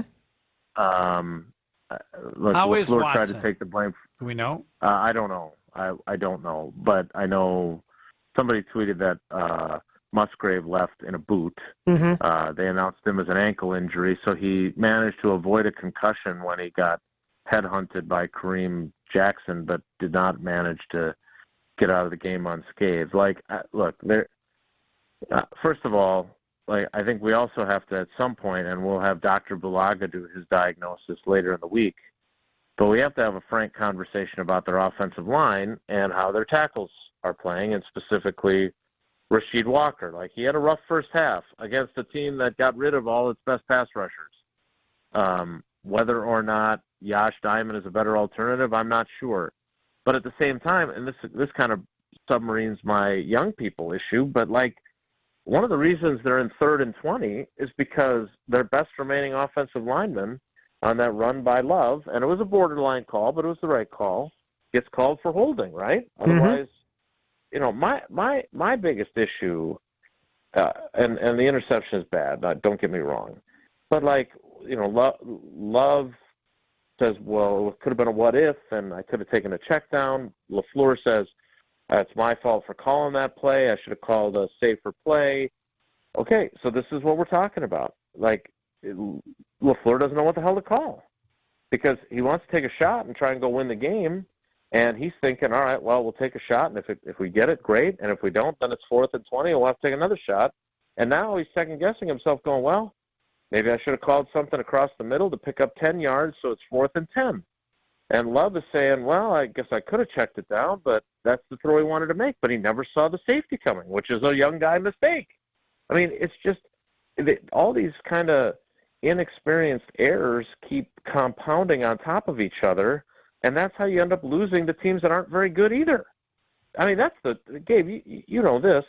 Like, there's just so many bad teams that 3 or 4 plays between all these bad teams when they play each other are going to decide the games. And this team, for whatever reason, whether you want to blame youth or bad coaching or whatever else, how many of those plays are they actually making over the last 5 games?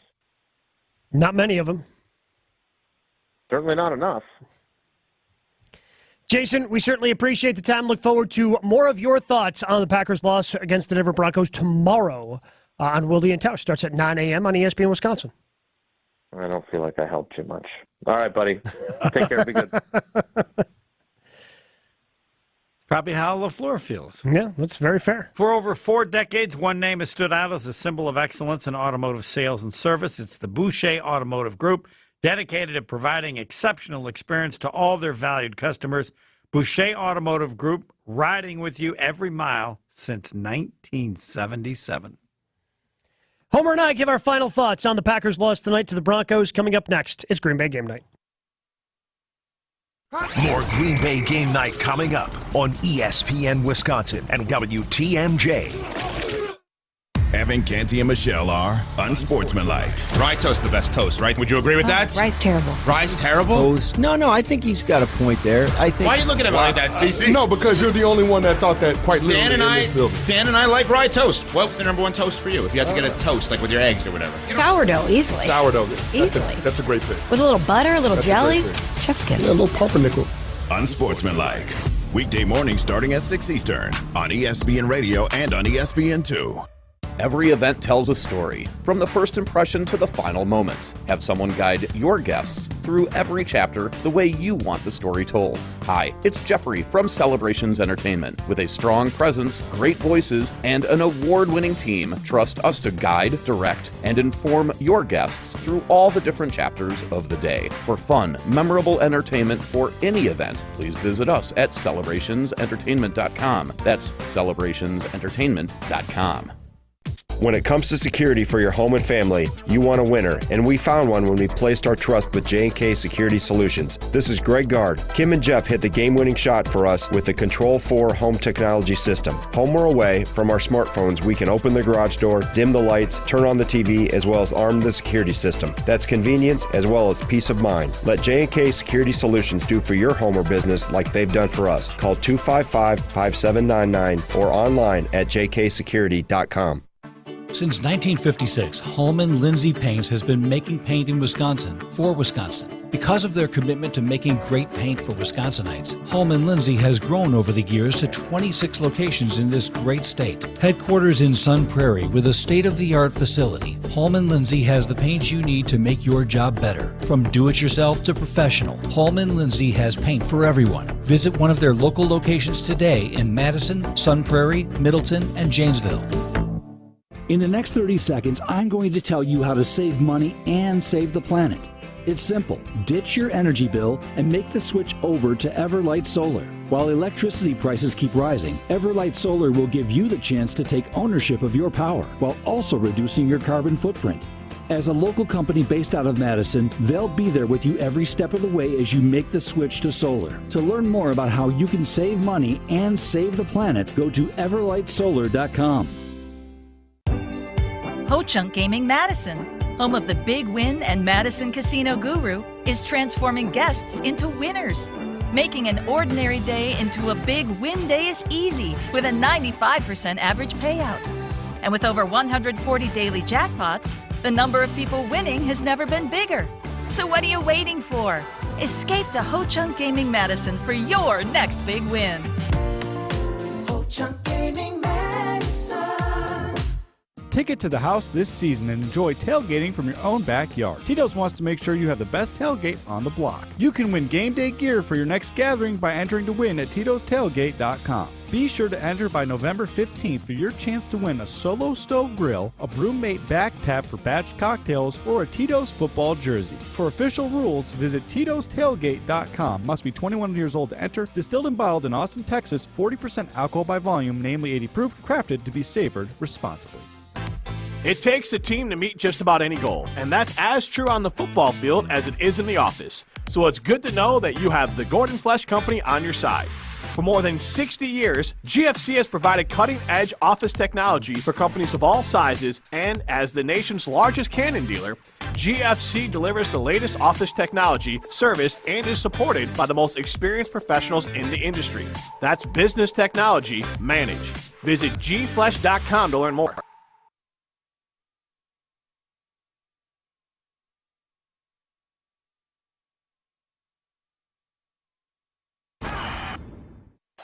You're listening to Green Bay Game Night on ESPN Wisconsin and WTMJ. You know, as a play caller, I feel total 100% responsible for when it's not working. So, obviously very disappointed with just the whole process.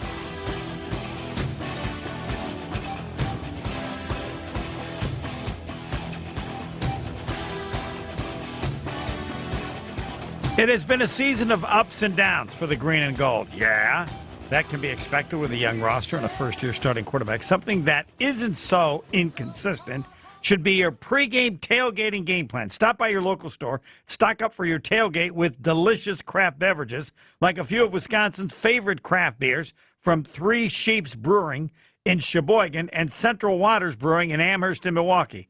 The guests at the Tundra Trio enjoy these products at our pregame tailgate all season. Make sure Three Sheeps, Central Waters are a part of your next tailgate. Packers fall to the Broncos 19-17. And I guess my final thought here, as we say goodnight, Homer, is just everything offensively is so hard. It just seems like there's nothing easy. There's no easy yards out there. And it was kind of easy earlier. I mean, we talk about it. Nobody seems open. We thought a little of this last year with Rodgers. And they seem to have solved that early. And Chewy says this all the time. You can scheme guys open early. Once the season gets going, guys just have to win their one-on-ones. Guys have to win their battles, and I don't know if they're just not winning them. I don't know if they just can't do the complexities that are required of them because they are so young. But it happened a couple times again tonight, and it was pointed out on the telecast by Trent Green, where there are two guys in the same area where guys are just running the wrong routes. I don't know who it is, but I guarantee Matt LaFleur did not call a play that resulted with two guys within 2 yards. One of them. Yeah. And you never see that from other teams. Yeah. Very, very rarely, yes. And it's happening with quite regularity, unfortunately, for the Green Bay Packers. And until they get that solved, and I think that's where LaFleur's just kind of, man, what the hell do I do? How do you make it complicated enough yet simple enough where the guys can run? Well, and then if the offensive line is also an issue, where now you have the concerns about that to give him the time he needs, or I'll defer to Bulag on that, but they're just, as you said, nothing seems easy. My memory of this game is going to be when Aaron Jones goes crazy because they got a first down. Right? You're supposed to go crazy when you score a touchdown. First, because there was nothing for the first 24 minutes. Couldn't even they had 30 yards in the first 24 minutes. Well, I hope you're right, Homer, and I hope that as the week goes along, I somehow find the confidence that you have in the Green Bay Packers defeating the Minnesota Vikings. I'm not there yet. No, I don't have any problem with saying I don't have I hope they win. I think they can win, but there's no way I can predict. Yeah. I just think they've been embarrassed, and they've been embarrassed somewhat 2 weeks in a row, and now they're going home. And young players often do better at home. So here's hoping you're right, Home Slice. Yes. And if I'm not, I know one thing. Tausch will mention it.